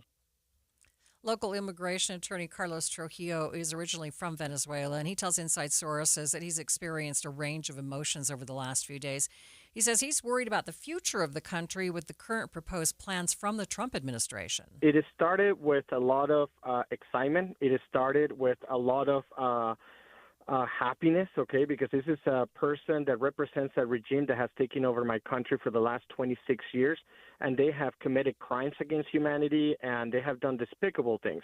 However, that feeling kind of went downhill from the moment that it got announced to the moment that we started seeing the plans of the administration of using the current VP and the current regime to effectuate the change in the country, because that makes no sense whatsoever. And Trujillo elaborated on his thoughts, saying that the plans don't make sense to him for a few reasons. If we're thinking about a person that is supposed to be bringing democracy back and doing things the right way, why does that person have to be acting under the threats of you either do what we ask you to do or we take you out as well? That just right there tells you that this is not a person that it is actually in their heart to even do that kind of stuff. But number two, and the most important thing that people are not seeing, because you might not be too well related with what's happening down there, under the VP, you still have two of the most dangerous persons in Venezuelan politics. Padrino, who is the general in charge of the military, and you have Diosdado Cabello, who is the person that actually directs the colectivos, the people that actually commit crimes against the population for raising their voice against the government. So those two people are still to the right and to the left of the VP that supposedly is going to bring about the change that they're trying to force upon Venezuela. Carlos Trujillo is an immigration attorney here in Utah, but he is, again, originally from Venezuela. After the break, we'll take a look back on how we got to this point in Venezuela, from a once popular tourist destination to a place that Americans try to avoid. How did everything change over the last several decades? That's coming up next. But first, it's traffic on KSL News Radio. It's brought to you by Mountain America Credit Union's My Style Checking, and here's Ricky Meese. We do have a new crash eastbound on the 21st South Freeway at the on-ramp at 5600 West. It is out of traffic over on the left shoulder, southbound to I-15.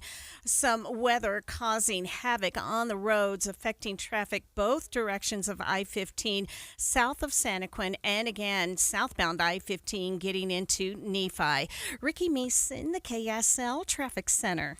If you've made it your New Year's goal to take off those extra pounds, then you need to hear about Salt Lake City Fat Loss, because take it from me, you can make all the resolutions in the world, but without a plan, it's really tough to really make that scale really move and make it really count. Salt Lake City Fat Loss has helped me lose more than 40 pounds. I wasn't the greatest over the holidays, I have to admit. I may need to take off a few pounds after that. But I'm telling you, this is a great plan because it really teaches you how to eat. It is all natural. It just uses a combination of foods that help you drop the weight fast. And since you know the pounds are coming off quickly, you really see this immediately. It's a lot easier to stick with the plan. And since it is all natural, you don't have to worry about anything. But Salt Lake City Fat Loss also wants to keep you accountable, and they have this great app to help you do that. It allows you to reach out and ask questions or voice concerns at any time. It just gives you everything you need to be successful. Right now is the perfect time to do this because due to overwhelming demand, Salt Lake City Fat Loss has extended their huge New Year's sale over 20% off for a limited time only. So whether you want to look better or boost your energy, improve your health, Salt Lake City Fat Loss works. Right now, take advantage of their huge plan at slcfatloss.com, slcfatloss.com. Did you know bad bacteria causes cavities and tooth decay? Did you know bad bacteria feed off residue left by sugary foods and drinks? Keep your family healthy. Your smile matters. Be sure to brush 2 times daily for at least 2 minutes with fluoride toothpaste. Floss once a day and limit sugary foods and drinks like sweetened juices, candies, and sodas. Even sugar-free carbonated drinks can be harmful to teeth. Be sure to visit your dentist for regular checkups and cleanings. If you don't have a dentist, visit yoursmileutah.org for more information on community dental services. This message is brought to you by Utah Oral Health Coalition, Utah Dental Association, University of Utah School of Dentistry, the Utah Department of Health and Human Services, and other Utah health partners. Remember, a healthy smile means a healthier life. Learn more at yoursmileutah.org. Because your smile matters. You are listening to Midday. I'm Maria Shilaos. How did we get to this point in the Venezuelan saga? Earlier in the 20th century, the country flourished and it was a hotspot for tourism, but the country largely depended on oil for its wealth. And when oil prices fell and a crisis emerged in the 1980s, it began the downfall of the Venezuelan democracy. KSL News Radio's Becky Bruce dug into the background of Venezuela in a special KSL podcast, Hope in Darkness, the Josh Holt story. Venezuela didn't start out the way we've been describing so far. A narrow strip of verdant mountains separates the city of Caracas from the Caribbean Sea. Tourism videos in the 50s and 60s enticed visitors with tales of vibrant city life and epic scenery, a paradise just a flight away. Tropical resort islands like the one Josh and Tammy visited on their honeymoon dot the coast. The country had a lot going for it. Venezuela is a beautiful country. Caracas is a beautiful city. That's Laura Gamboa, an assistant professor of political science at Utah State University, an expert on Latin American politics, and a native of neighboring Colombia. Venezuela was the most long-standing democracy in Latin America, right? I keep telling this to my students. When I grew up in Colombia, people fled to Venezuela. It was never the other way around, right? They were seeking peace and security and prosperity. But it didn't last forever because a lot of that success was built on oil money. And as long as the government had plenty of money from oil, things were great for Venezuela. But in the 1980s, there are two things that happened. One, Latin America in general sees a recession that destroys economies across the region. And second, oil prices are not as good as they used to be. And so the government no longer has the money to fund everybody, which is what was happening before. And the people who drew the short straw, Laura says, are always the same. The poor, the low income, the less educated, and so on. And so they were in a situation in which the economy is declining and representatives are just not doing their job. Democracy is not delivering. So people just gets ready to throw the baby, the bathtub, the water, everything. Enter Hugo Chavez, the son of two teachers. He went to military school at the age of 17, then became a communications officer. That led to the creation of his Bolivarian movement, starting the units he commanded. Chavez named his revolution after Simón Bolívar, a 19th century Venezuelan leader who played a big role in liberating much of South America from Spain. Chavez was inspired by Bolívar. His movement focused on national pride and socialist ideals that he saw as a way to fix corruption and inequality. His first attempt to seize power was a military coup that failed in 1992, but established him in the eyes of the downtrodden as someone who would fight for them. He went to prison, serving 2 years, and then re-emerged on the political scene just in time for Venezuelans who felt marginalized to rediscover him. Porque el pueblo venezolano no es un pueblo de cobardes. ¿Quién dijo eso? Right? And vote for this person who had just not less than 10 years before launched a coup against a democratically elected government because he was promising he was going to solve the situation. Even if that meant putting in power somebody that may risk democracy. En Venezuela tiene su hora, y es que llegó la hora del pueblo. The Chavez administration set out with massive building and growth with the goal of leveling the playing field. Even though the construction was subpar, it was better than what the poorest in Venezuela had. So it gained Chavez a lot of followers, Chavistas. They were supposed to be all about turning Venezuela into a socialist paradise, though, right? I mean, and the emphasis was on the paradise. Brigham Young University professor Kirk Hawkins is also an expert on Latin American politics. That it was going to be a country with, broadly shared wealth. There was a hope that would be spread out, that the oil wealth would be enjoyed by everybody, the government would become clean and fair, and that it would operate really on behalf of all Venezuelans and not just the wealthy. The problem was that wealth never really got shared the way Chavez promised. There was corruption at multiple government levels. Things continued to become more and more unfair. Venezuela's democracy began backsliding, but it was still a democracy, an increasingly flawed one, but a democracy nonetheless. up until 2006, 2007, when Chavez had finally taken over every single state institution. That's everything from Congress to the courts to broadcasting licenses and, yes, the Electoral Council. And so by 2006, really, Venezuela had elections. The opposition was allowed to compete, but it was allowed to compete in a situation in which it was really hard to defeat the incumbent. Kirk saw this in action when he lived in Venezuela doing research. So a typical example, I remember in 2010 when I went down to see the legislative elections, I was really shocked at how many government buildings had election advertisements for Chavez tacked up to the outside of them. Something that, we would say that's wrong. Government agencies don't get to campaign on behalf of anybody, but they did. And it was really evident. It was everywhere. It was pretty surprising. But the people still had a choice, to a certain extent. There was actually still a lot of fairness to it, but you could already see signs of this kind of authoritarian creep.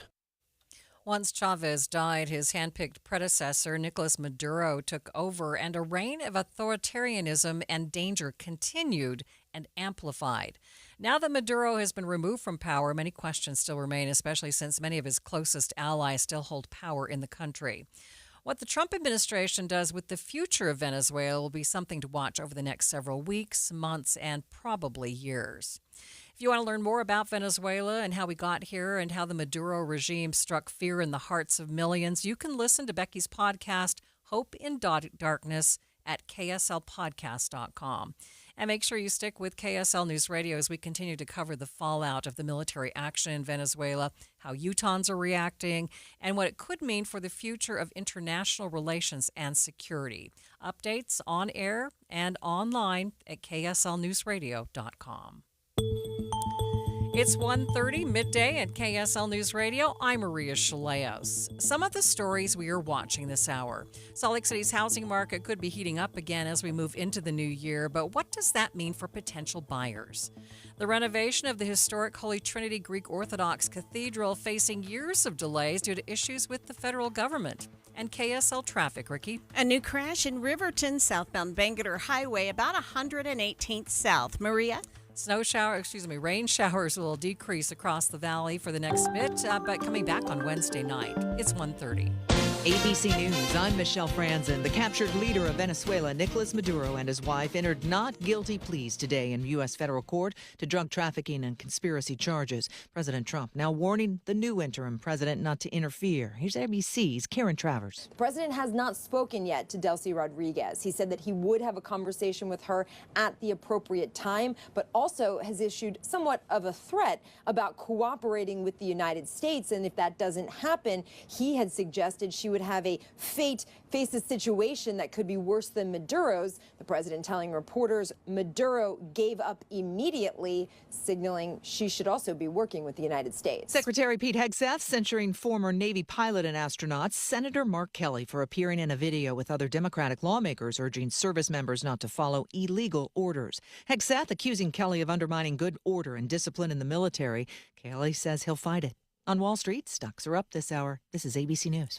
KSL's top local story. New research shows about half of Utah kids between kindergarten and third grade are not reading at their grade level.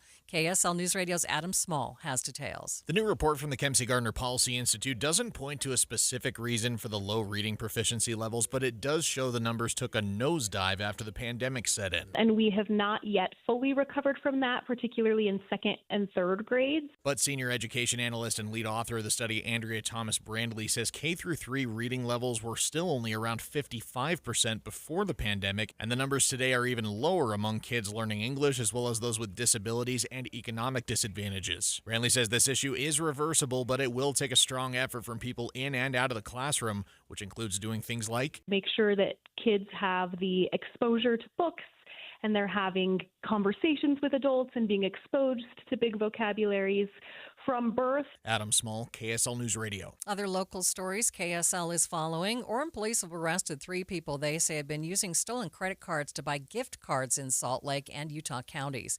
Details from KSL News Radio's Don Brinkerhoff. According to the probable cause statement, the suspects used the tap-to-pay feature to buy the gift cards at about 30 different stores like Target, Home Depot, Lowe's, and more. Police say the 3 were arrested after officers pulled over the car they were riding in and found about 150 gift cards in the car. They say the access codes on several of those cards had already been revealed, meaning the balances had probably been transferred to other accounts. All 3 people are reportedly Chinese nationals living in California. Taking a look at your money at this moment, the Dow is up by 679 points, sitting at 49,061. S&P up by 48. The Nasdaq, it's up by 167 points. Traffic and weather together, brought to you by Mountain America Credit Union's My Style Checking. Here's Ricky Meese. We do have a new crash in Riverton, southbound Bangalore Highway after 114th South. You'll see that the vehicles are over to the right, but partially sticking out into that right lane, and the road really wet once again in that area.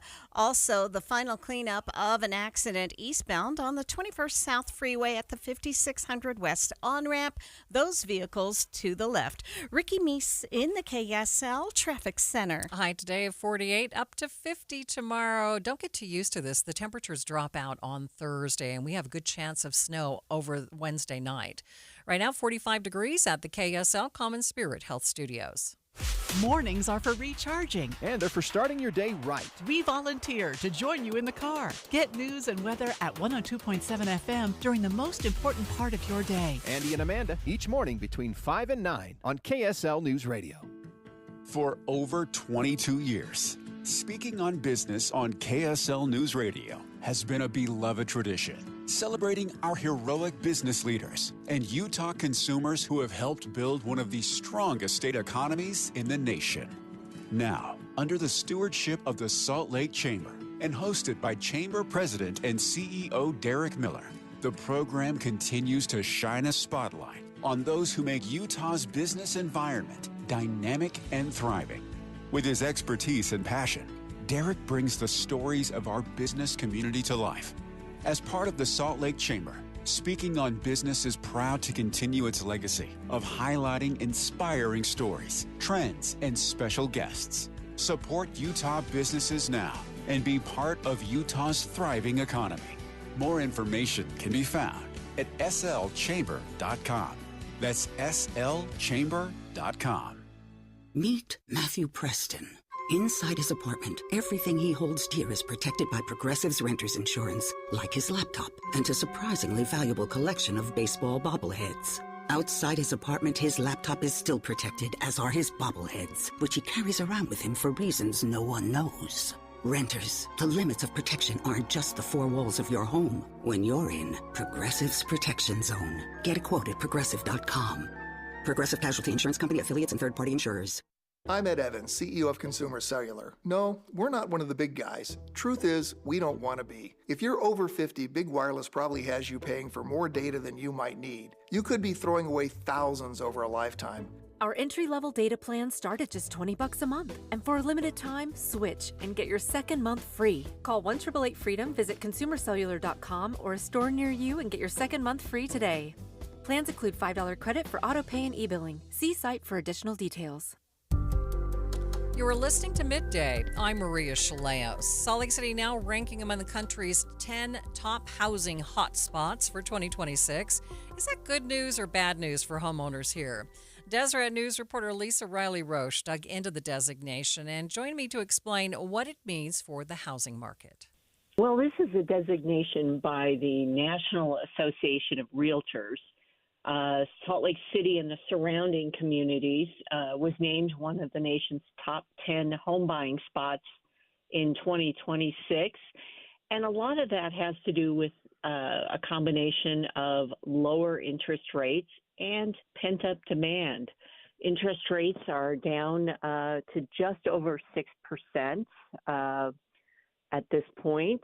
The National Association of Realtors is predicting they'll average 6% in the new year. I've seen higher estimates from other organizations, but they're very optimistic. Rates will stay around 6%. Remember, a year ago at this time, they were close to 7%. So that's a definite improvement. But what about, is there enough homes out there to buy?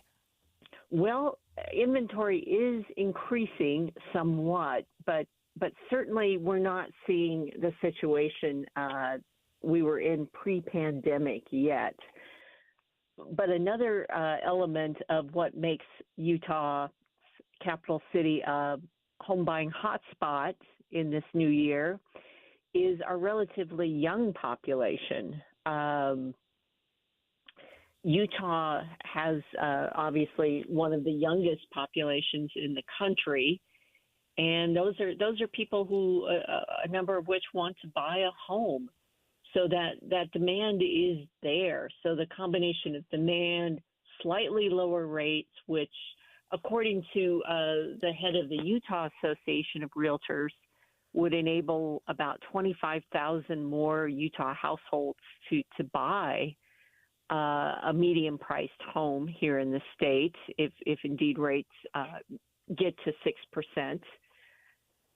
That combination is supposed to generate a lot more activity in the home buying market. Remember, too, that things were kind of on pause. A lot of buyers and sellers both were on the sidelines last year. There was a lot of economic uncertainty surrounding President Trump's tariff and other policies and their impact on housing and on economic stability. I mean, we saw the stock market go up and down.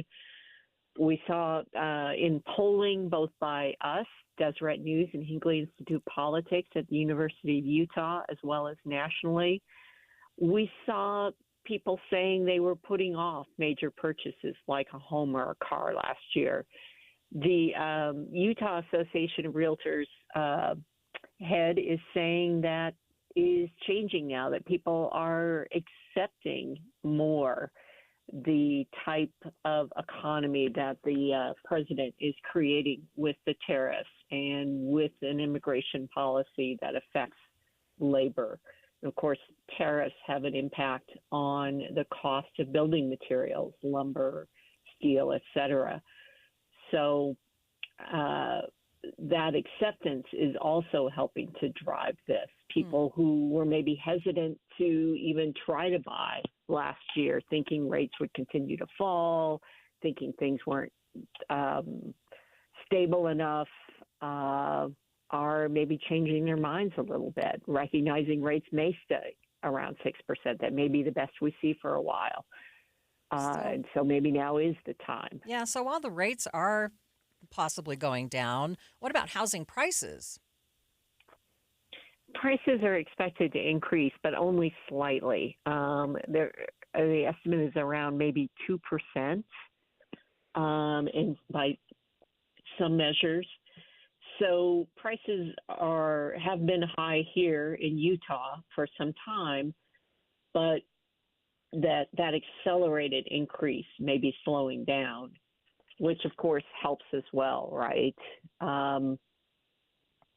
If prices aren't going up as fast, as high, maybe it makes it a little more palatable for people to get into the market.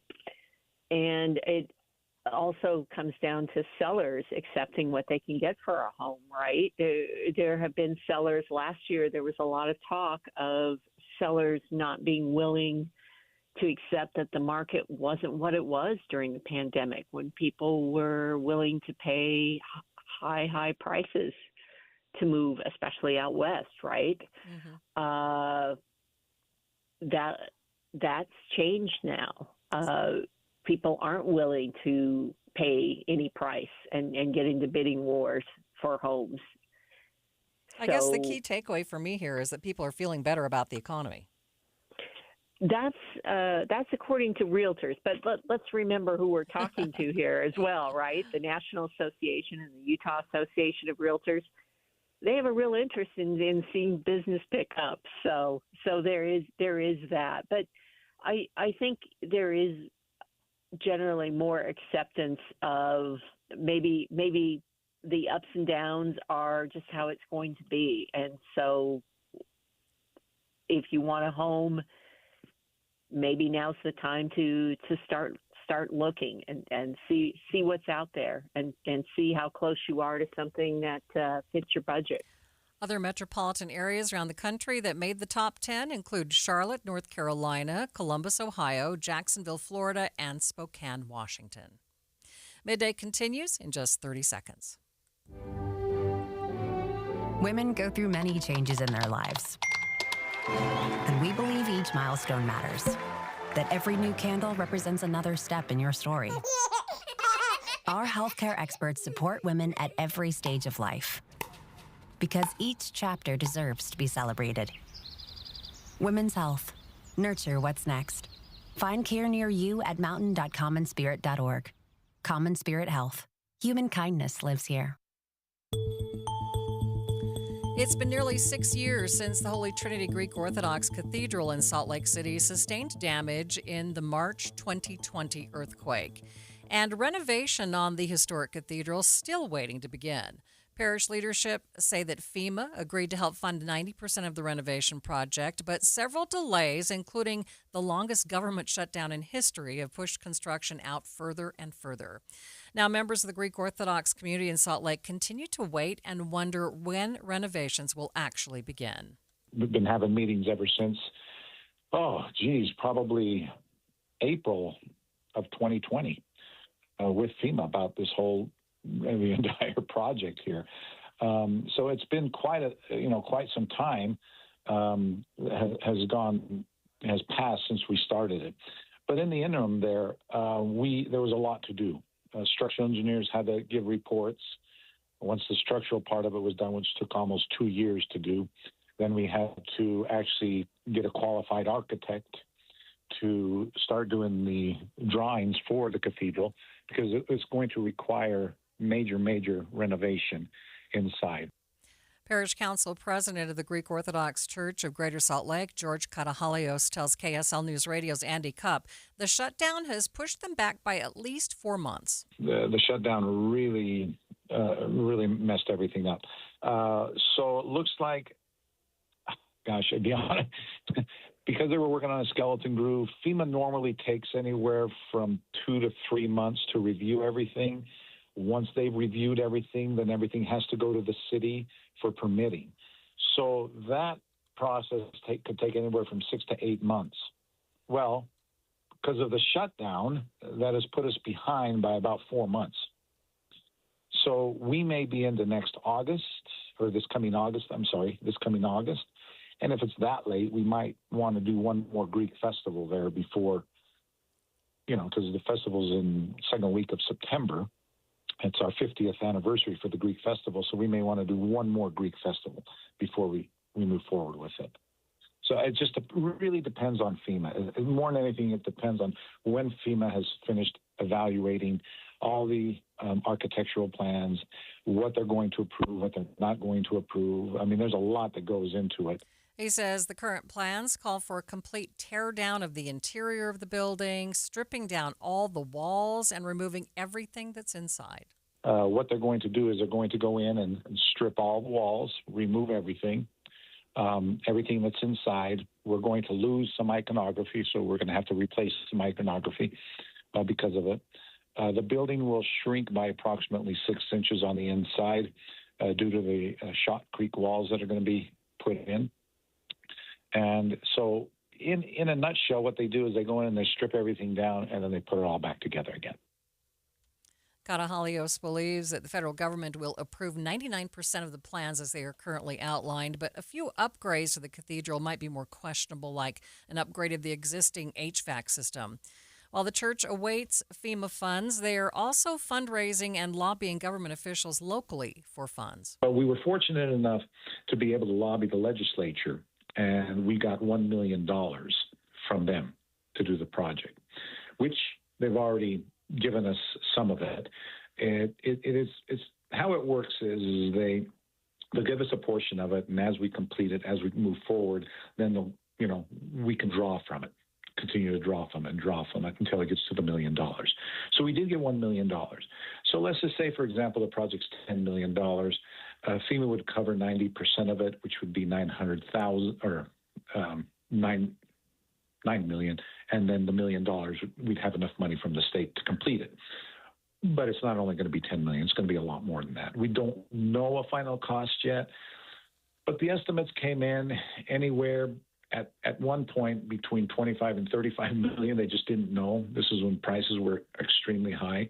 Things have eased off a little bit right now.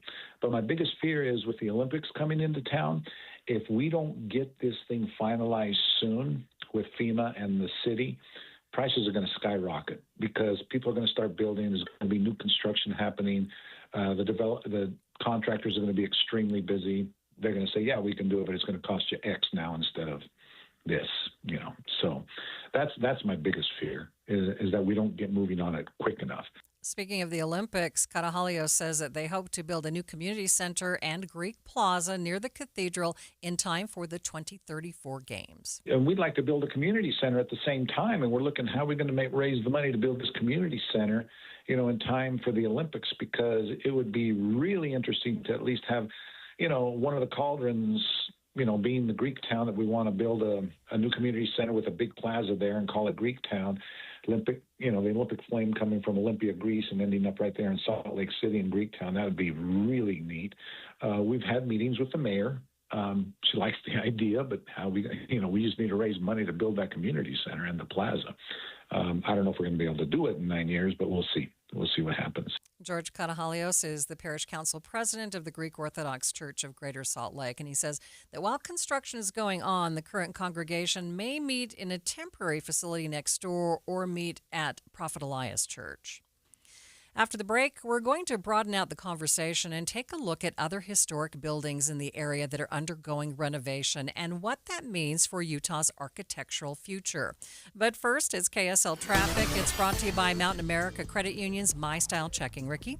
And it is emergency traffic in Box Elder County. We have a crash on southbound I-15 south of the SR30 junction. It's essentially between Garland and Tremont, and that has closed southbound I-15. That's not expected to be cleared until 3 o'clock this afternoon, so over an hour. And then down south in Juab County, weather has come through causing problems. The different squalls have definitely made traffic havoc for drivers. The first stretch is both directions of I-15. It's south of Santaquin and north of Mona, and then we've had the freeway closure southbound I-15 near Nephi, where traffic is being diverted off the freeway and through the Nephi area. Wasatch Front businesses and property managers, GoPave Utah provides all asphalt repairs for your parking. For patching and paving along the Wasatch Front, contact GoPave Utah, GoPaveUtah.com. Ricky Meese in the KSL Traffic Center. Most diets will help you lose a few pounds, but Soda weight loss will help you lose years. I lost 37 pounds on the Soda weight loss program 3 years ago, and I feel younger than I've felt in decades. And it's not because of how I look, it's because of how I feel. But you do look younger, Thank too. you. I let go of 70 pounds in 5 months, and then I looked at the before and after pictures of myself and was like, wow. It's something when you don't have to carry all of that excess weight around. And I was at a stage in my life where I didn't want to add drugs to my regimen. I wanted to reduce the number of medications I had to take.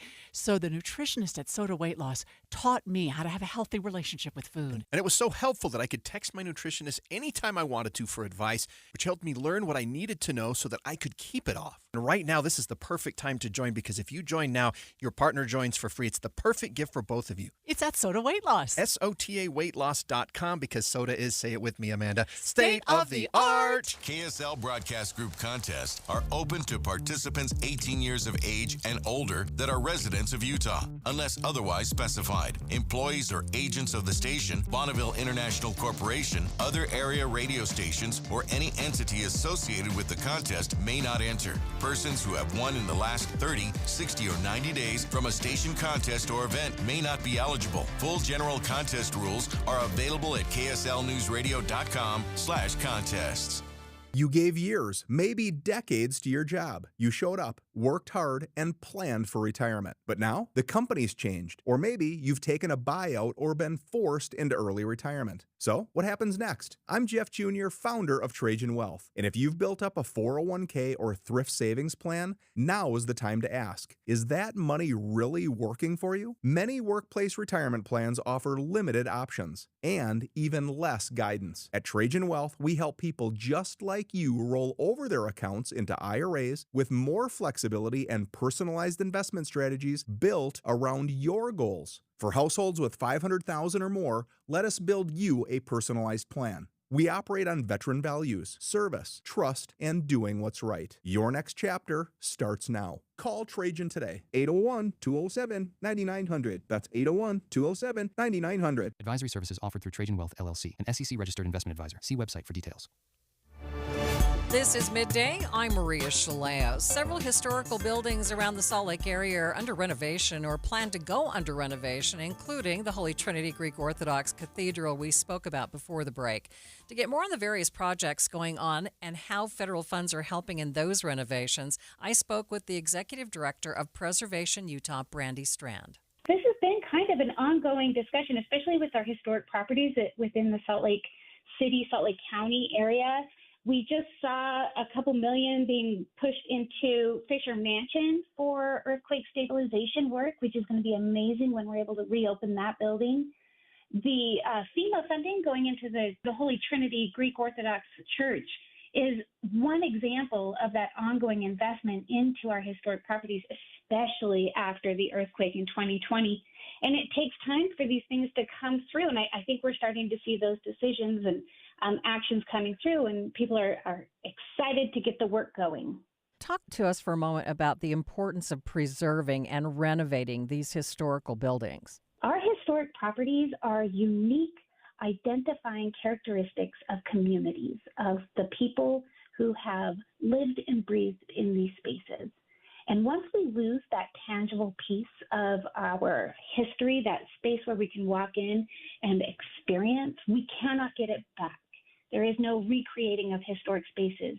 The stories and the people attached to each of those are what make them so unique, in addition to the beautiful artistry of the architecture that has also become defining characteristics within our neighborhoods. For example, think about just the Fifth Ward, where a couple of years ago on Easter morning, there was an illegal partial demolition of the front of that church. And the community has really rallied around that building and around Salt of the Earth, the new nonprofit that is helping to lead the restoration work there, rallied around them to help clean up the space and to continue those stories. Anytime that I've gone out to that space to help clean up or to do work on site, I'm always meeting community members who can tell me not only about their history in the building, but also their grandparents. And I think that's a unique aspect of Utah communities, is that we are multi-generational. We can look back 5 generations and see where we've come from and where we're going. And I believe that the spaces and places where we've grown and lived in, that those are those identifying characteristics that continue to bring us back together. And I love that about Salt Lake City. I love that about our Utah communities throughout the state. There are a number of challenges when starting or embarking on a renovation of a historical property. Do you think more renovations would be done if there weren't such challenges? Like you mentioned, it's taken like 6 years for Holy Trinity to be able to do their renovations. Well, I think that also to preserve and protect these pieces of this architecture and these tangible spaces, it also needs to be done in a respectful way. And what I think the Holy Trinity Church has done here is that they have found a funding source to help support that work. And then they've also partnered that with funding from the local community. They're not just asking for it to all be federally funded. They're also saying that we want to be a part of this as well. And I think that goes back to the parishioners being very connected to the space and to be able to go back generations there. It is a difficulty, but it is not an impossibility. There are so many resources and opportunities to be able to collaborate to preserve and protect these spaces in appropriate ways so that we continue to see that same artistry and those same aspects of the buildings for years to come. So it does need to be a balance. We want that artistry to be protected in the neighborhoods, And sometimes it takes a little bit of time to make sure that we have the right funding structure in place, as well as the right skill sets and individuals involved to ensure that preservation is done in a appropriate way. Are there some other sites that you hope will be renovated or may soon be renovated? Oh my goodness, there's always hope for additional spaces to be renovated. But what I will say is look over at Tracy Aviary. They are going to be moving one of their original 87-year-old structures. They're going to be moving it within their space, but they're going to open up a new bird show, but they're still going to preserve and protect that historic space. In fact, check out anything happening around planning within Liberty Park. It's very exciting to see the community getting so involved in preserving what matters to them at Liberty Park as future plans are put into place. I would also keep an eye on Tower Theater. The Salt Lake Film Society, I believe they just recently, or somewhat recently, within the past couple months, put together some plans to renovate. It's almost 100 years old now. I think it opened in, 1928? But the Tower Theater there in the 9th and 9th neighborhood is going to start to see a lot of amazing work happening. I would also say the Altadena and Sampson apartments, those condos, the owners of those condos are being so intentional and thoughtful with the work that they're doing to preserve and protect the building. And they're doing it in collaboration with their neighbors, so much so that became a landmark this past year with Salt Lake City. Also, one of the ones that I would really like to keep our eye on is the Roland Hall campus sale that opened up for that redevelopment. I think it's looking at 5 acres or so of land, but really the most important part of that is maybe not the most, but one of the most important parts is that school, including, I think it's a 1921 school building. We just cannot recreate that history. I mean, imagine being able to take that space and adaptively reuse it for housing within the neighborhood, because that's another awesome benefit of preservation, is that we can take structures and spaces and places that are already there and adaptively reuse them for the needs that we need of them now. Brandy Strand is the Executive Director of Preservation Utah. To learn more about the projects underway, including more on the Holy Trinity Cathedral renovation project, head over to kslnewsradio.com.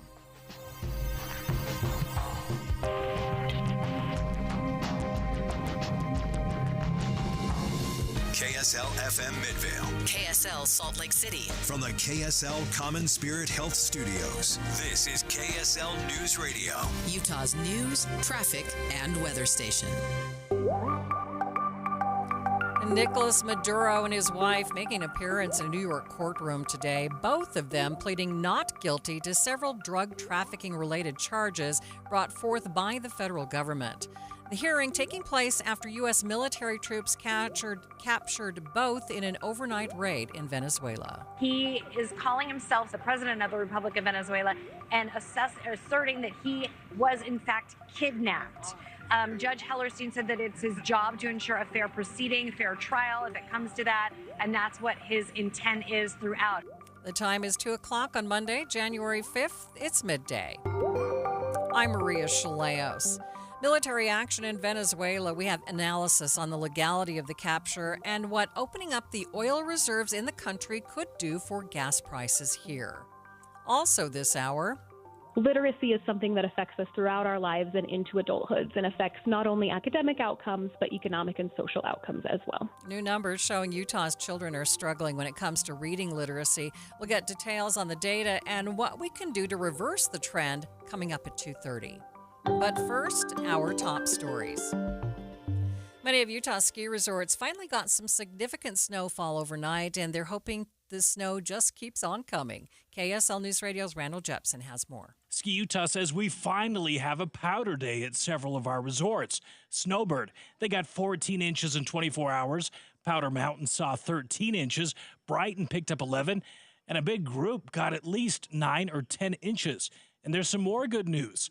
We have another storm later this week on Wednesday night into Thursday morning. Randall Jepson, KSL News Radio. Our top national story from ABC News. Venezuelan President Nicolas Maduro and his wife pleaded not guilty in court this morning. They are facing drug trafficking charges after U.S. military officials captured them in an overnight operation over the weekend. ABC News legal contributor Dan Abrams goes into the details of the charges against the couple. What the government is alleging is that Maduro and his wife used the government of Venezuela to execute on this drug conspiracy. They literally were handing out passports to drug dealers. They were engaging in murder and kidnapping, using the diplomacy, using the veil of the Venezuelan government to pursue this drug conspiracy. And that's the heart of everything that they're alleging. The capture of the Venezuelan president has raised a lot of questions about the legality behind the invasion. Many people say that the invasion and capture are unprecedented acts, but retired Air Force Colonel Josh McConkey tells me that that's not quite true. He compares the capture to that of Panamanian dictator Manuel Noriega. He was actually charged with some drug trafficking charges, and they actually, it was direct military operations and actual invasions, and then captured Manuel Noriega. So it's not unprecedented, but it's very remarkable. Maduro and his wife have both pled not guilty to charges of narco-terrorism. Taking a look at your money at this moment, it has just been a fantastic day for the markets. The Dow ending up by 594 points, a bit of a fall from earlier in the day, but that's still about 1.25%. It's at 48,977. S&P 500 up by 44, and the Nasdaq ending up 160 points. Traffic and weather is brought to you by Mountain America's My Style Checking, and here's Ricky Meese. And weather has caused a mess of I-15 in Juab County. In fact, a listener saying more than 20 minutes of delay on the southbound side of I-15 trying to get through Mona. And those delays, the crash, is affecting both directions of travel.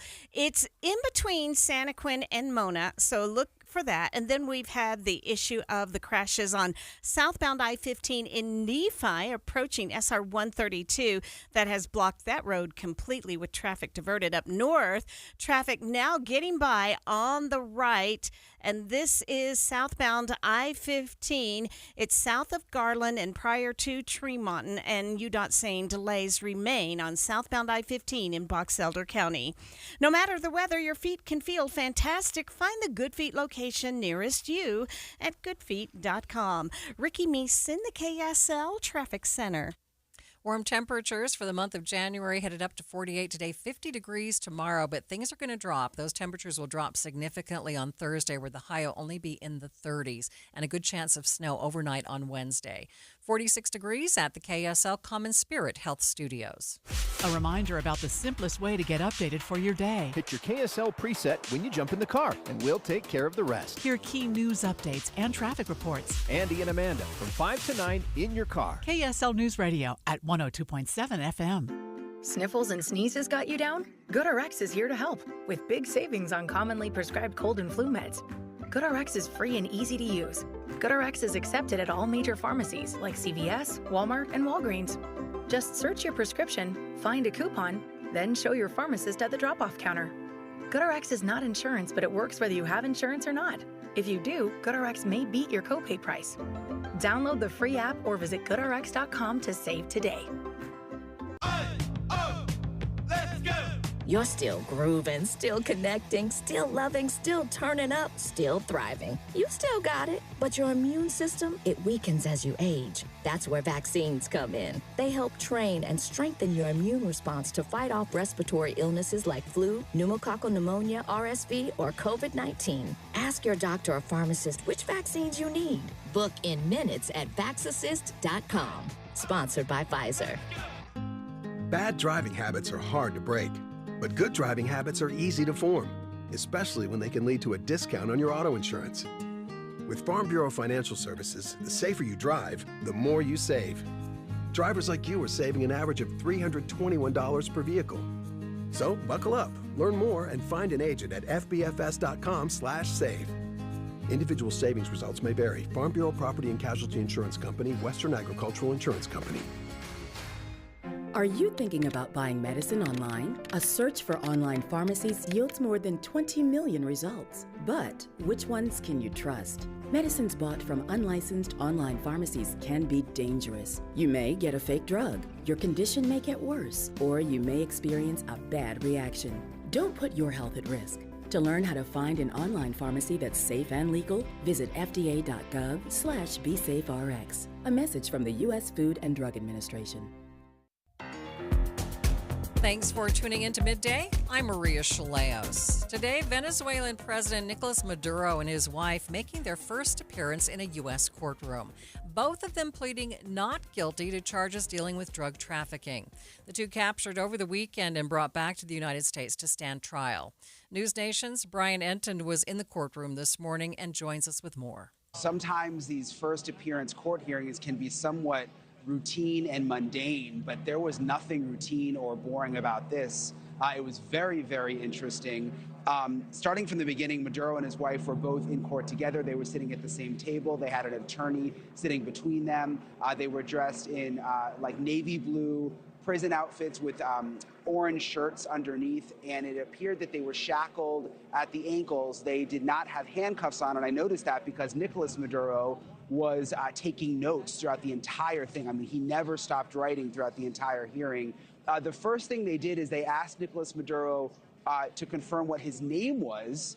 And instead of just confirming his name, he went into this long speech, and I tried to write down everything he said as quickly as I could. He said that he was the president of Venezuela. He said that he is a prisoner of war, that he was captured and abducted, and that he is innocent. And the judge almost kind of stopped him and said, "Sir, I just need to confirm your name. This is not the time to get into all of that." But you could tell he wanted to keep talking.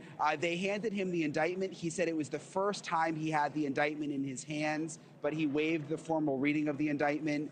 They read him his rights, and he said again, "I am innocent. I am not guilty. I am a decent man. I am the president of my country." Then they moved on to his wife, Celia Maduro, and she also seemed like she wanted to talk. When they asked her name, she started talking about how she's the first lady of the Republic of Venezuela, that she's not guilty, that she is completely innocent, and she also said that she was abducted. They also asked for a consular visit, which means they want someone from the Venezuelan consular's office to come and consult with them, which they are allowed by law, so it appeared that they're going to be setting that up for them.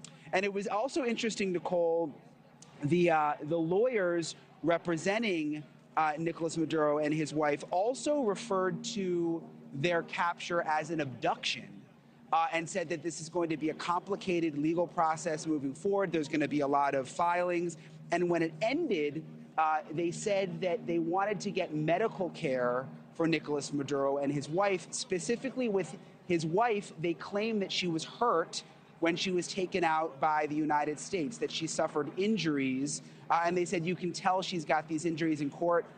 I couldn't really spot any injuries on her. I don't know what they were talking about in terms of what we could actually see. But they also mentioned that she may have some broken ribs. And the judge said that they would make sure that they were able to get medical care.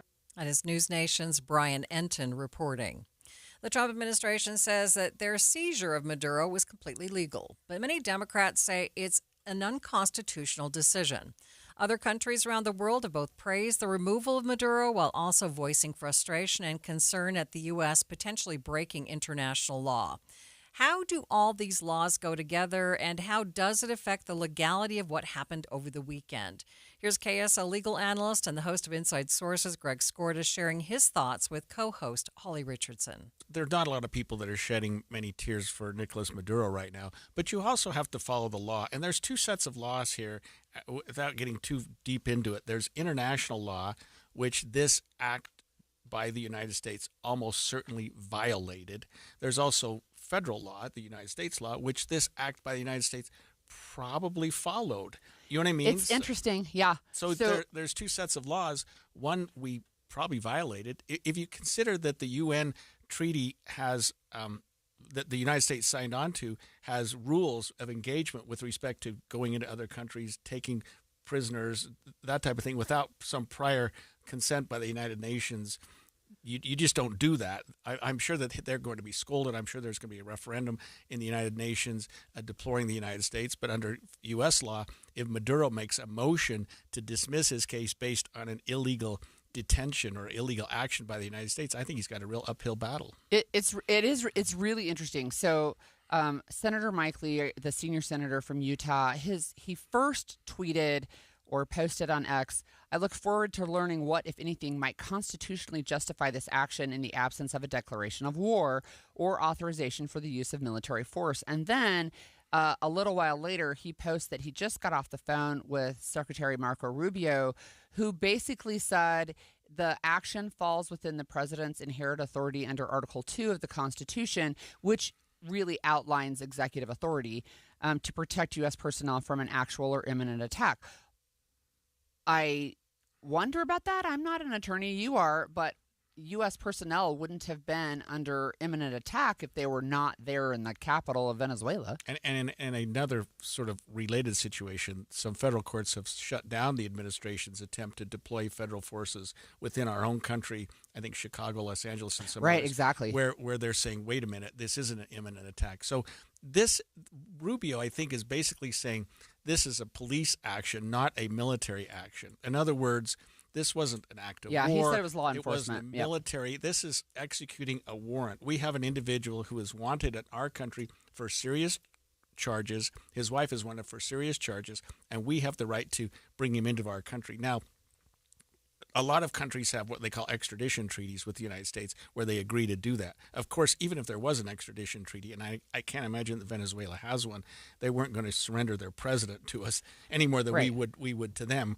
with a similar treaty. I mean, it's just not going to happen. So he's given numerous warnings. He's told that we're coming after you. He's taken into custody really without a lot of fanfare.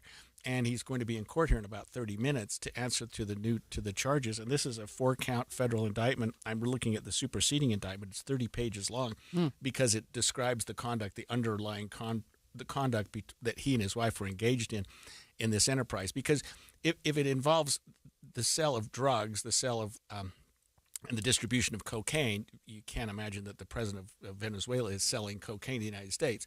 But if you look at this indictment, he and his wife were involved in it. They actually accepted bribes from the individuals that were doing this. According to this indictment, he's obviously presumed innocent, but he's up to his ears in this involvement.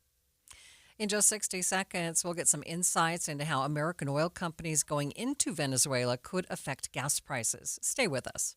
Looking for a secure retirement plan without market risk? Look no further. Lyle Boss, president of Boss Financial, specializes in no market risk retirement strategies with guarantees of principal, guaranteed growth, and lifelong income. Join Lyle right here each Saturday and Sunday for his Safe Money radio show and call him now at 855-355-SAFE for your complimentary customized Safe Money information kit and Safe Money book. Nothing but upside here at 855-355-SAFE. A 15-year-old girl who chewed through a rope to escape a serial killer.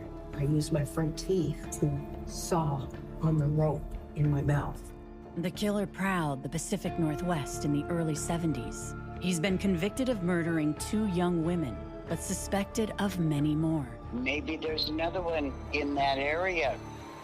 Follow and binge all episodes of Stolen Voices of Dole Valley, available now wherever you listen. Military action in Venezuela. Our special coverage continues here on Midday. Venezuela sits on a lot of oil, and the regime change has lots of people wondering, what does this mean for oil and gas prices? To get those answers, I spoke with Gas Buddy's Matt McLean, and I asked him flat out, will we see gas and oil prices change as the result of this development in Venezuela? We are not expecting any changes. So the answer is no. We are not seeing any changes really with the price of crude oil. Things have been holding fairly steady. It is up about 1% right now. That is very much within a normal trading day. And we're not expecting any kind of a short-term situation with regard to Venezuela, the gas prices either, because it's going to take a while to replace all that and repair all that infrastructure there. Right. So it's going to be a while before we see any global disruptions. Yeah, that's the reality of it all. I mean, however and whatever state the oil infrastructure happened to be on Friday in Venezuela is the same state that it's in today. So the United States, oil companies are going to have to send assessment crews. They're going to have to assess hundreds and hundreds and hundreds of miles of pipelines and the oil fields and all of the different infrastructure. Keeping in mind, Venezuela used to generate about 3 million barrels per day about 10, 15, 20 years ago. Now they're barely at 1 million, and that's because the oil infrastructure has been in such disrepair for so long. Is it safe to say a lot of things go into the price of gas, and this one thing would not have a major impact? Yeah, the reality is Venezuela is a long-term supply story for us and the globe. It's not going to be a 2026 gas price story. The near-term risk is that export disruption. It's not going to be an instant supply boom. So keeping all of those things in mind, it's basically a status quo for now, although for folks in Venezuela, it obviously doesn't feel that way geopolitically speaking. For crude oil, on the other hand, it's really not a huge ordeal one way or the other, at least as of right now. OPEC Plus, maybe down the road, if Venezuela starts producing additional oil, well, we may see some geopolitical push and shove back and forth with oil production. But for right now, not really a big deal. Yeah, not much for really the regular consumer to really think about. Correct. Now, I've been asked multiple times today on a whole bunch of different interviews, do we expect gas prices because of this to drop below $2 a gallon nationwide on average? And the answer is no. Even with more crude, if we get that out into the global supply, a $2 national gas price on average would be very hard because the cost floor has risen. And what I mean by that is the cost to produce a simple gallon of gasoline has increased to the point where getting a price point at the pump, once you factor in gas taxes, federal, state, local, as well as any kind of a profit, the idea that nationally speaking, we're going to get sub $2 a gallon, it's virtually an impossibility. All right. Anything you'd like to add? The only thing else that I would throw out there is, and this might be a brief good news, if anything, we may start to see an early pressure relief showing up in diesel and jet fuel. And the reason that I say that is Venezuela has heavy sour crude, and that type of oil really works well to create diesel and jet fuel. We do have refineries in the southern portion of the U.S., Southeast Texas and Louisiana, a few others sprinkled throughout the country that can refine that. Now, the bottom line for that is, obviously, for shipping, we get all of our goods on the store shelves by shipping it through tractor trailers. They use diesel. If the price of diesel comes down, that can, midterm, long-term, later this year, could potentially help offset a little bit of the price of commodities that we see on store shelves because you got to price the factor of shipping those items and putting them on the store shelf as to what you're paying on the store shelf as it is. Matt McLean is with Gas Buddy. Stick with KSL News Radio as we continue to cover the fallout of the military action in Venezuela, how Utahns are reacting, and what it could mean for the future of international relations and security. Updates on air and online at kslnewsradio.com. Snow and ice around the Wasatch Front this morning. More on the traffic mess that it caused coming up next. But first, let's get to the traffic that's happening now. It's brought to you by Mountain America Credit Union's My Style Checking. Ricky? We have wet freeways once again this afternoon and an accident. And this is southbound I-15 near 123rd South, moved to the shoulder. One just after that, prior to 146 South on southbound I-15, not blocking traffic. And an update, we still have some lingering delays on north and southbound I-15 north of Mona. And this is actually between Santaquin and Mona. But good news for drivers south on I-15 approaching Nephi. The freeway is now open, according to one of our listeners. Ricky Meese in the KSL Traffic Center. Are you 50 or older? This news is for you. The CDC recommends you get vaccinated against pneumococcal pneumonia. Even if you're healthy, your age puts you at risk. People 50 or older are over 6 times more likely to be hospitalized with pneumococcal pneumonia compared to adults 18 to 49. Just one shot can help protect you. Learn more and schedule at vaxassist.com. That's VAXassist.com. Sponsored by Pfizer.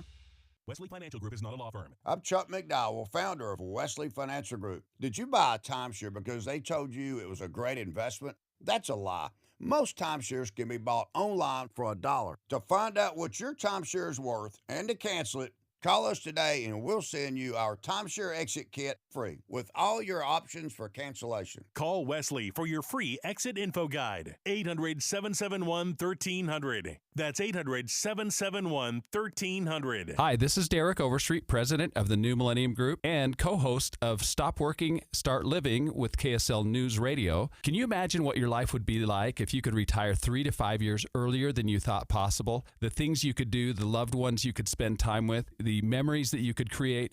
That's what our team at the New Millennium Group does. We'll walk you through the entire process every step of the way. If you'd like to get a copy of the 5-step proprietary plan that will help you retire 3 to 5 years sooner than you thought possible, give us a shout right now. 888-999-6370. That's 888-999-6370 or utahsfinancialplanner.com. Listen, most of our listeners right now have a tax problem, not a money problem. There's not enough money in Social Security Medicare as it is. Let us show you how you can significantly reduce your taxes. That's 888-999-6370, 888-999-6370, or utahsfinancialplanner.com. For over 22 years, speaking on business on KSL News Radio has been a beloved tradition, celebrating our heroic business leaders and Utah consumers who have helped build one of the strongest state economies in the nation. Now, under the stewardship of the Salt Lake Chamber and hosted by Chamber President and CEO Derek Miller, the program continues to shine a spotlight on those who make Utah's business environment dynamic and thriving. With his expertise and passion, Derek brings the stories of our business community to life. As part of the Salt Lake Chamber, Speaking on Business is proud to continue its legacy of highlighting inspiring stories, trends, and special guests. Support Utah businesses now and be part of Utah's thriving economy. More information can be found at slchamber.com. That's slchamber.com. All right, Utah, this is your shot. KSL and Ivory Homes are teaming up to send you to the big game in Santa Clara on February 8th. To qualify, just stop by any Ivory model home between now and January 31st. Walk through and ask about Ivory's super low loan rate discounts and free upgrade packages. Start now at ivoryhomes.com/super. That's ivoryhomes.com/super.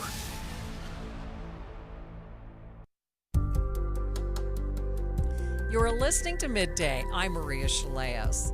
The roads in Parley's Canyon and along US 40 near Park City are back to normal this afternoon after an intense burst of snow caused problems this morning. KSL News Radio's Eric Cabrera is with me now live. And Eric, walk us through what unfolded. It happened so quickly. It really did, Maria. This really played out over the course of the morning. So snow moved into the higher elevations early, and while there weren't any major crashes when I last checked in, several slide-offs caused lane restrictions in Parley's Canyon near the summit and slowed traffic along US 40 in the Wasatch Back.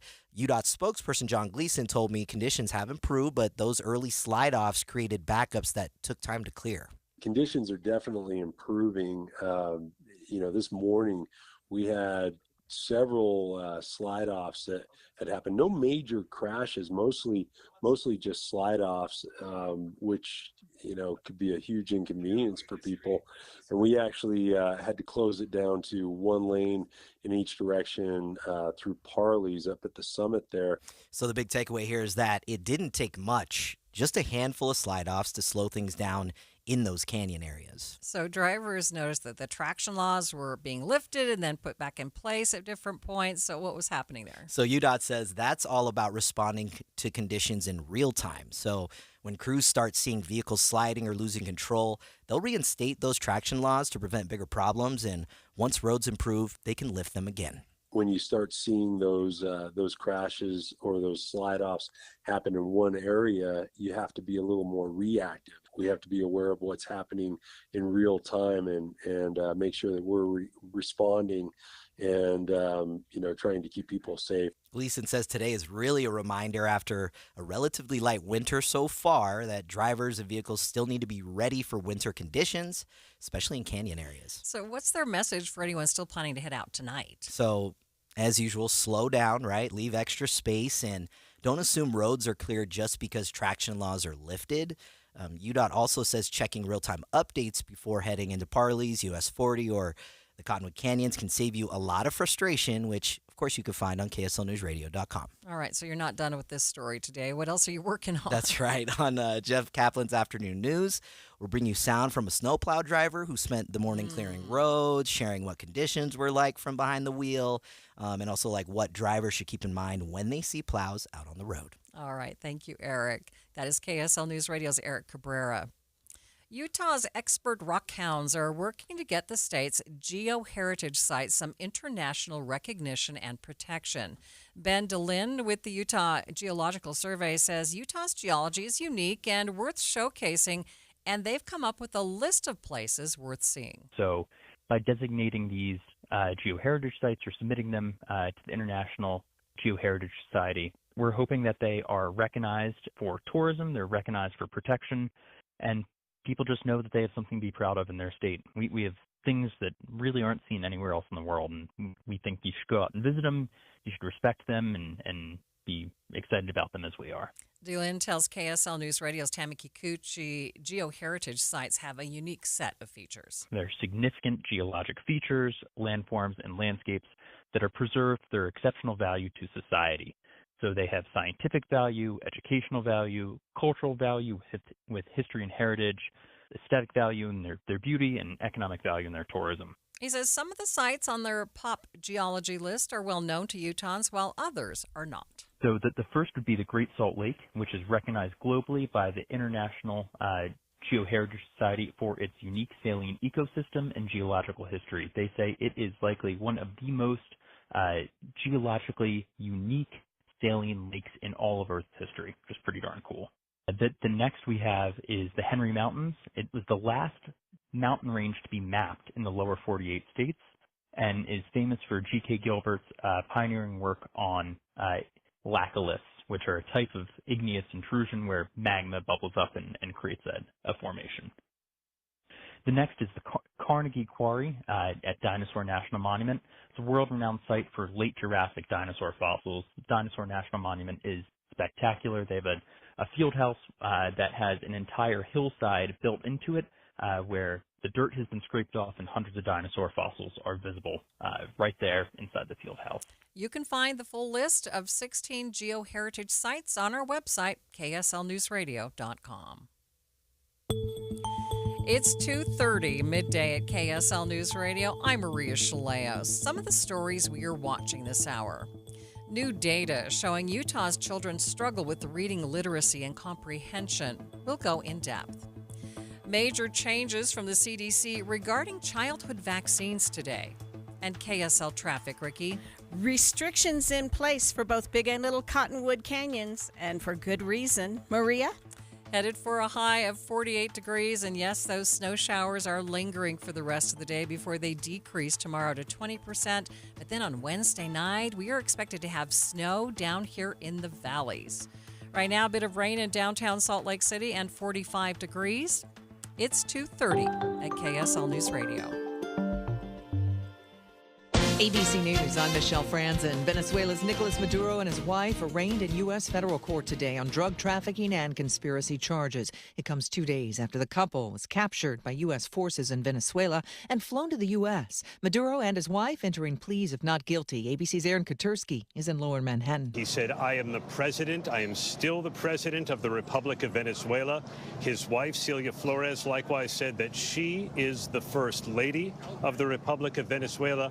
And Defense Attorney Barry Pollock signaled that he will challenge the circumstances of Maduro's capture by the U.S. military. Many U.S. travelers in the Caribbean stuck after the U.S. military operation disrupted flights over the weekend. Airlines say it could take all of this week to catch up.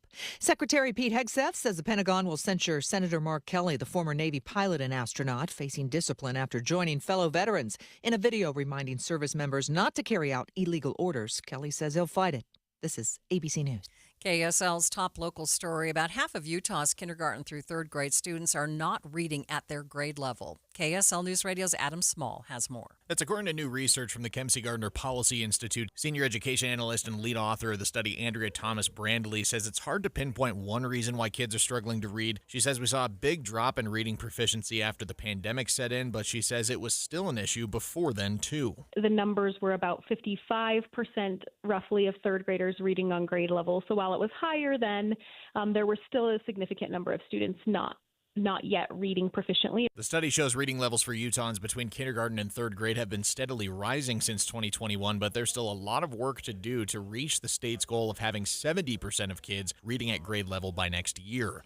Brandley says it's possible to get there, but it will take an effort from all of us. If we can find a way to work together and align our resources in a way to make sure that they have the support that they need, then I think we can really move this number. Adam Small, KSL News Radio. Other local stories KSL is following. Several states are seeing a big spike in flu cases to start the new year. Idaho is among them, and Utah is seeing a moderate number of cases so far. ABC's Jim Ryan says one problem is that this year's flu shot isn't a great match with the new strain of flu that's circulating. There is a new variant. Subclade K is what it's known as. Originated somewhere in Australia.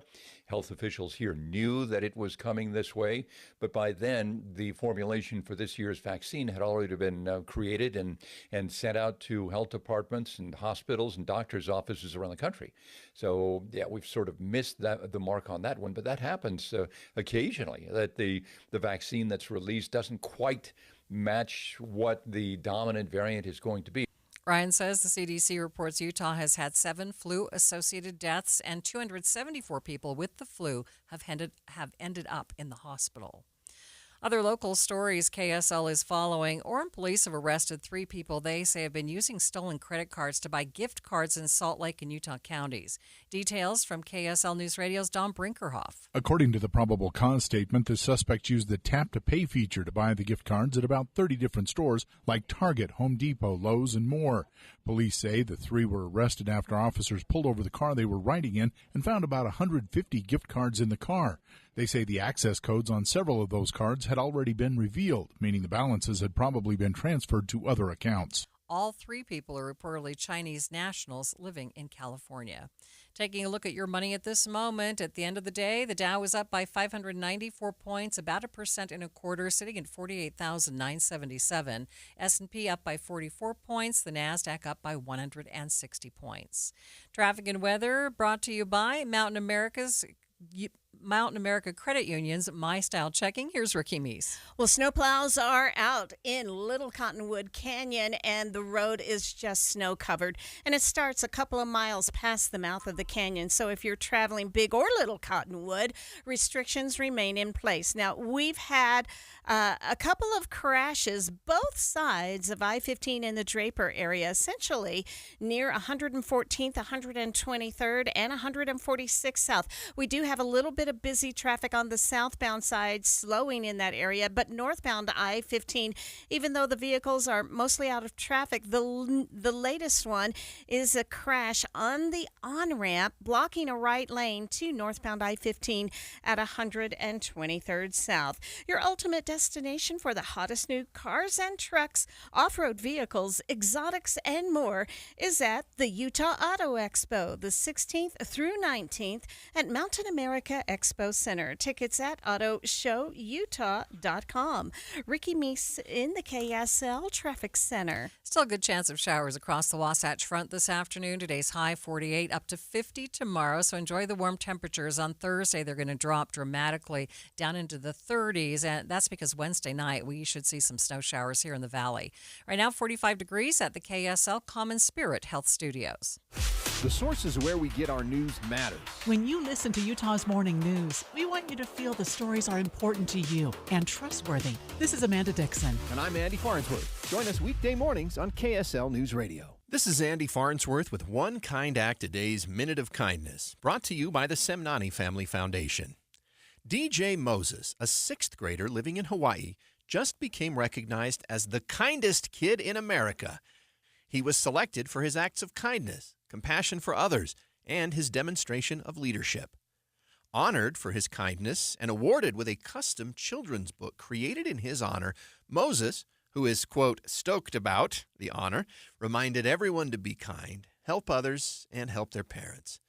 His father said he raised him with the notion of being courteous, respectful, and kind, and it definitely stuck. Kindness truly is contagious. The Kindest Kid initiative celebrates children who are making a positive impact in their community through acts of kindness. Find out more at thepowerofkind.org. That's thepowerofkind.org. Are you ready for a new you in the new year? The Salt Lake City Fat Loss Program has helped thousands of frustrated men and women feel confident in their clothes, boost their energy, and finally feel like themselves again. So, what's the secret? Salt Lake City Fat Loss uses a science-proven plan to help reset your metabolism and lose up to 1 pound of fat per day without dangerous drugs or exercise. And right now is the perfect time to start. Due to overwhelming demand, Salt Lake City Fat Loss has extended their huge New Year's sale. Over 20% off for a limited time only. I'm Jeff Kaplan. I lost 32 pounds and my belly doesn't hang over my belt. Plus my blood pressure's down and my old clothes fit. Whether you want to love what you see in the mirror again, boost your energy, fit better in your clothes, or feel more confident and healthier as you age, Salt Lake City Fat Loss works. Huge New Year's sale is ending soon. Schedule your free consultation today at slcfatloss.com and lock in your savings. That's slcfatloss.com. Results may vary. You're listening to Midday. I'm Maria Shilaos. Parents, listen up. A new report shows that many of Utah's elementary school children are struggling to read, and not just many. Roughly half of students aren't reading at grade level. But why? What are the reasons for such a shortfall? I spoke with Andrea Brandley, Senior Education Analyst at the Kempsey Gardner Policy Institute, to get more on the analysis and reasons behind the staggering numbers. So our latest study is about early literacy in Utah, and based on this study, we found that nearly half of Utah's current young children do not read at grade level, and this is from kindergarten through third grade. And we see that there's also significant disparities if we zoom into student groups. So economically disadvantaged students, English language learners, students with disabilities show even lower rates of reading proficiency. And really, we know that the state has a goal of 70% third grade reading proficiency by 2027 and is aiming to strengthen those supports. But the research really indicates that having strong implementation and consistent high-quality interventions is what can help improve early literacy for Utah's kids. Okay, half. I mean, that is a pretty dramatic number for someone like me. How significant is this? Yeah, so this is really trying to measure the reading skills that students need to succeed as academic demands increase. So we often look at third grade as a pivot point where students prior to this point were really learning to read, and after this were reading to learn. So we really want to set a high bar by third grade so that students read really, really well and are able to read to learn science and read to learn social studies and read to learn math. So really trying to make sure that students read well by third grade impacts not only their reading outcomes long term, but their ability to succeed across subject areas. Why are students struggling with reading? Yeah, that's a question that's more difficult for me to answer based on my research. I think reading is a complex thing to learn and is impacted not just by schools, but by families and homes and communities. We see some of the most significant brain development in children from ages 0 to 5 before they enter school.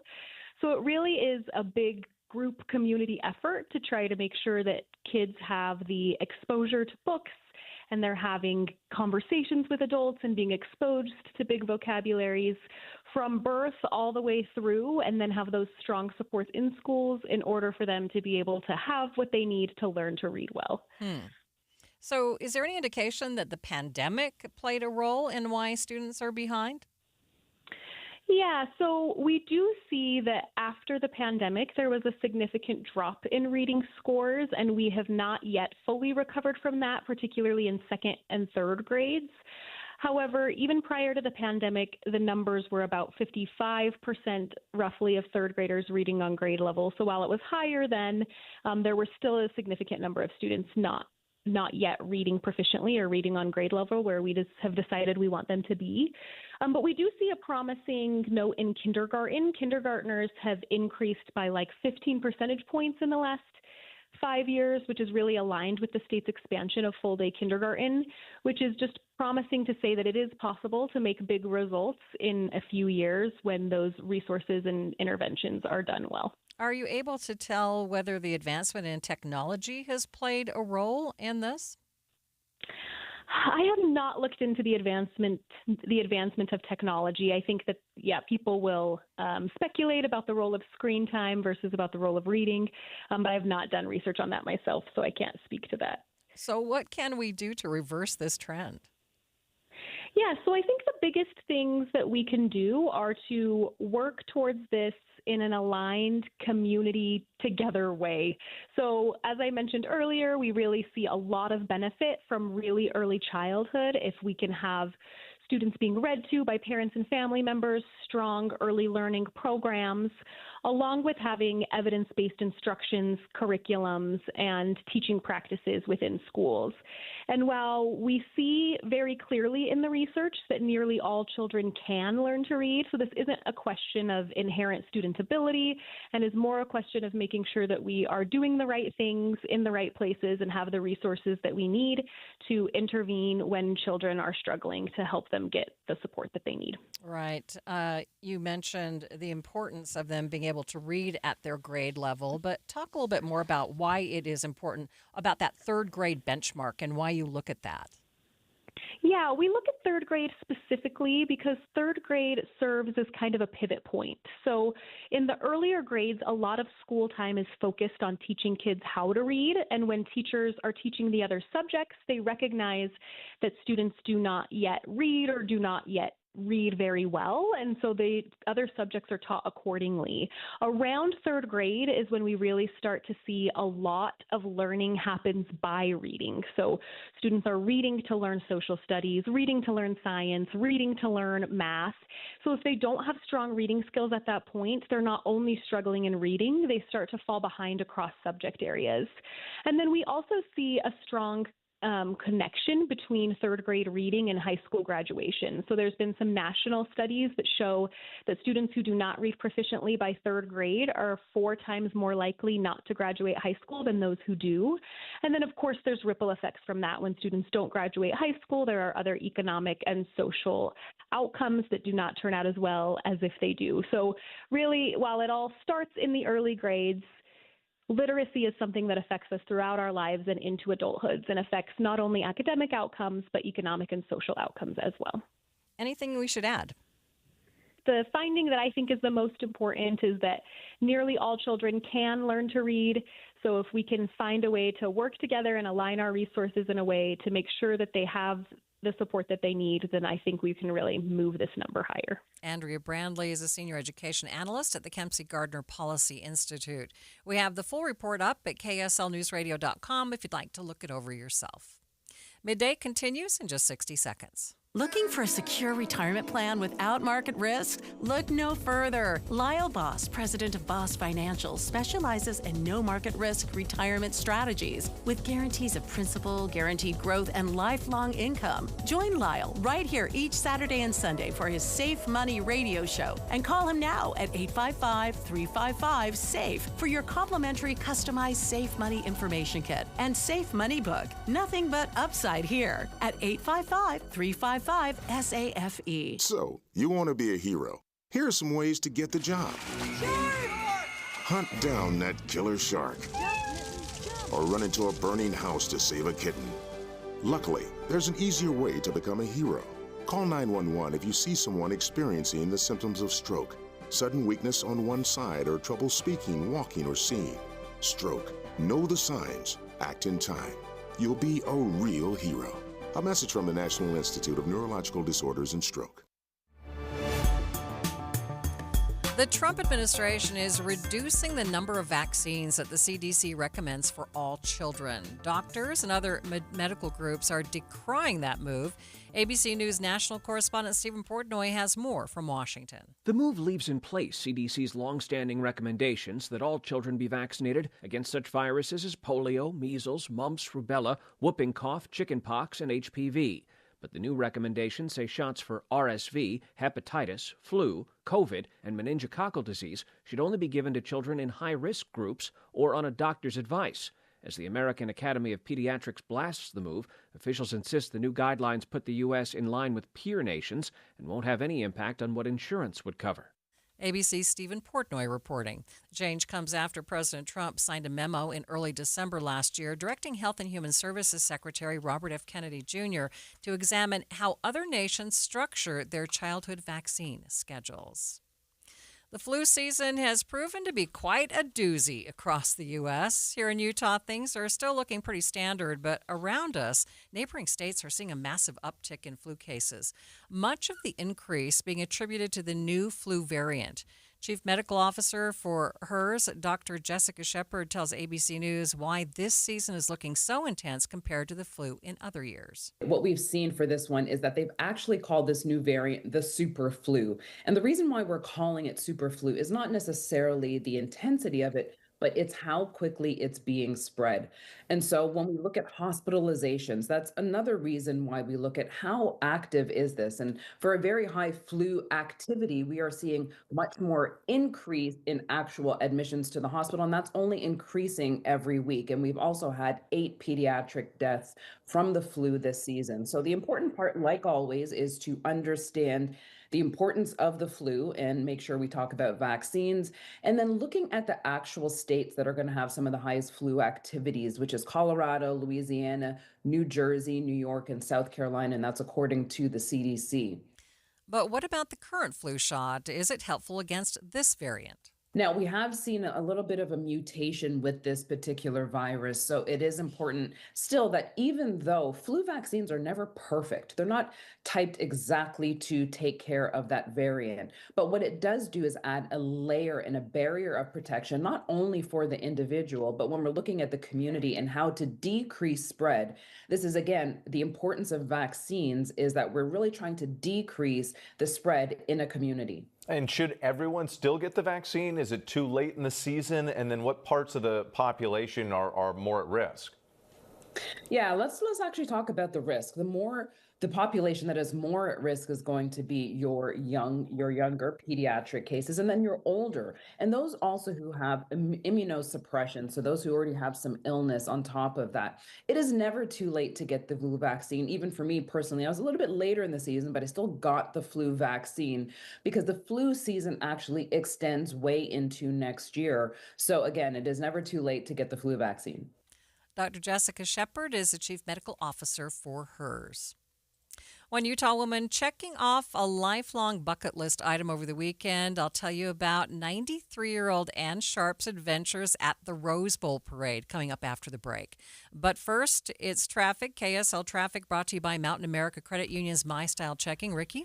A crash on southbound I-15 at 114th South. It is out of traffic, but with the rain coming through, speeds are slowing down, and it's busy and slow from 90th South through Draper and the higher elevations. Well, Little Cottonwood Canyon getting packed right now with slow speeds due to snow-covered roads. Restrictions are in place for both Big and Little Cottonwoods. Ricky Meese in the KSL Traffic Center. Respiratory virus season is quickly approaching, meaning we'll see more flu, COVID, and RSV in our community. The good news is vaccines are available that will help prevent these infections and keep people healthy. For flu and COVID, everyone aged 6 months and older are recommended to be vaccinated to help protect ourselves and our families against serious illness. Fall remains the best time to be vaccinated. Respiratory viruses circulate year-round, but peak late fall through winter. Your doctor can recommend which vaccines are best for you and your family. Brought to you by Intermountain Health and KSL News Radio. Are you 50 or older? This news is for you. The CDC recommends you get vaccinated against pneumococcal pneumonia. Even if you're healthy, your age puts you at risk. People 50 or older are over 6 times more likely to be hospitalized with pneumococcal pneumonia compared to adults 18 to 49. Just one shot can help protect you. Learn more and schedule at vaxassist.com. That's VAXassist.com. Sponsored by Pfizer. Meet Morgan Jones.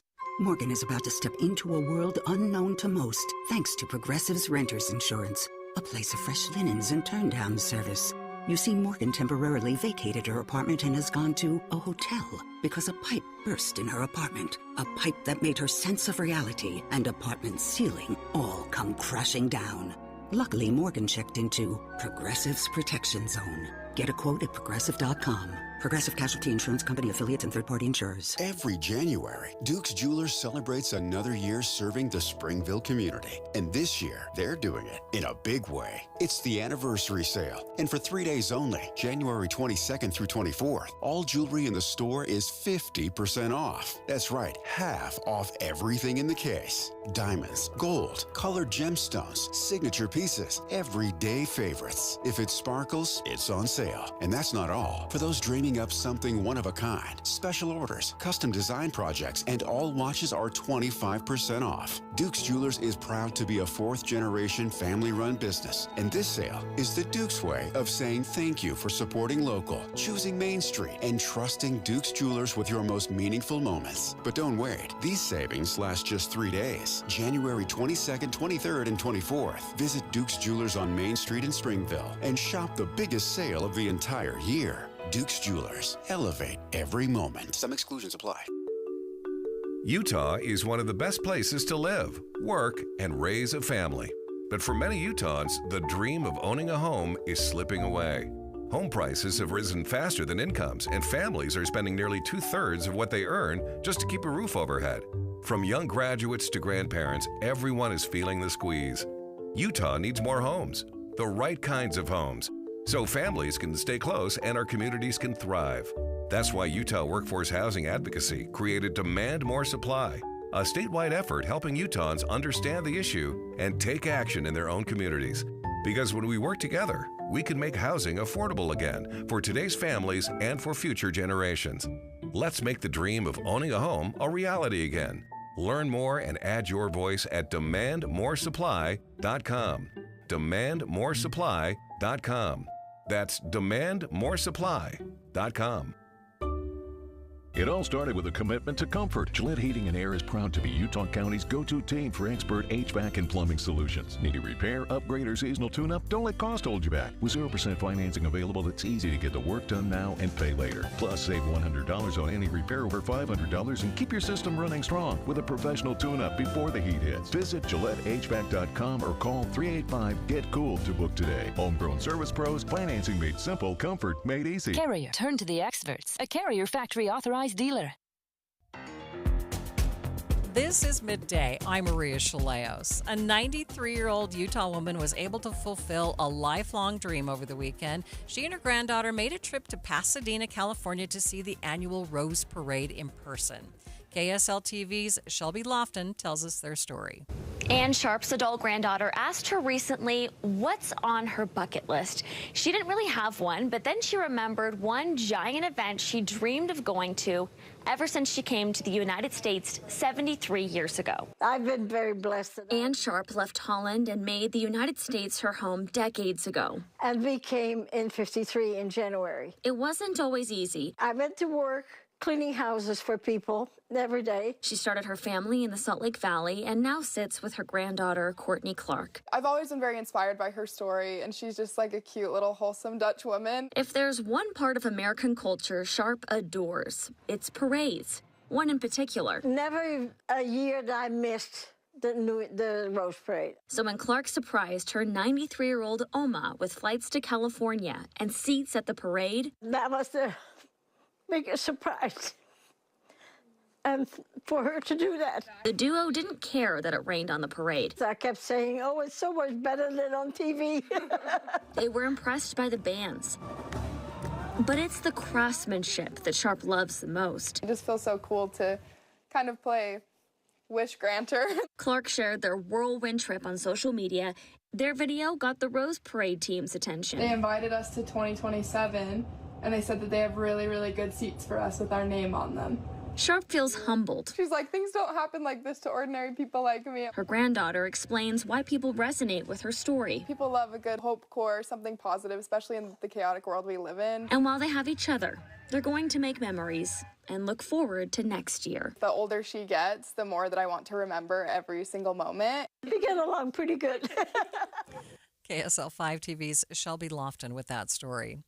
Gamers have been wondering for a while now, and maybe there's an answer. Will a new Grand Theft Auto game come out this year? ABC Tech reporter Mike Dubusky has more. The big question on every gamer's mind is whether the new Grand Theft Auto game will come out this year. So the official date is November 19th, 2026, and I hope it doesn't get delayed again. Danny Pena is the host of the podcast Gamertag Radio. He says Grand Theft Auto 6 is expected to go big with its upcoming installment. It's a very, very big, humongous game, and it's going to take place in Vice City, which is Miami. So there's going to be a lot more things to do there than previous games. The game was originally supposed to come out in the fall of 2025, which was then pushed back to the spring of 2026. Pena says its current November release date could indicate the game's developers are trying to cut down on day one bugs. They need some time to cook to make it even better, the game, so I'm okay with it. As long the game, there's no bugs and everything is good, hey, please take your time with it. The previous game, Grand Theft Auto 5, has sold more than 215 million copies. With Tech Trends, I'm Mike Dubusky,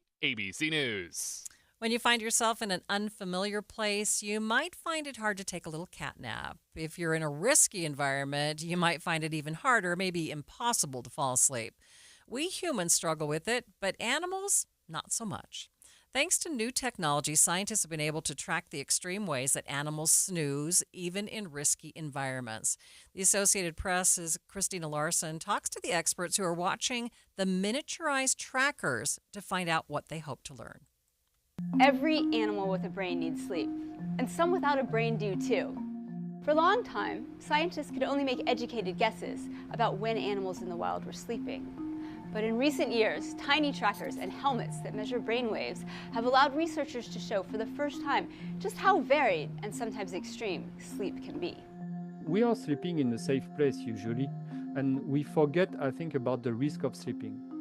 And I think catching the diversity of sleep in an ecological and evolutionary context would tell us a lot about the general role of sleep. Take frigate birds in the Galapagos that sleep while coasting on drafts of air during long flights away from shore, or elephant seals off the coast of California that can snooze while diving and spiraling deep in the ocean. In Antarctica, scientists found that chin-strap penguins take thousands of naps a day. These little micro-sleeps, 4 seconds at a time, add up to 11 hours a day. And that seems to be enough to keep busy penguin parents going as they watch over their nests during the hectic breeding season. We still have no idea how they are sleeping for their lifetime, but at least during incubation period, they seem to have very fragmented sleep because it could help them to defend their eggs or defend their chicks against the predators. Some of these animals in the wild have a capacity to do what they need to do on remarkably little sleep. And I think that's one of the big mysteries that's emerging from these types of studies is how can these animals perform adaptively despite sleeping so little when we suffer dramatically if we lose just a few hours of sleep.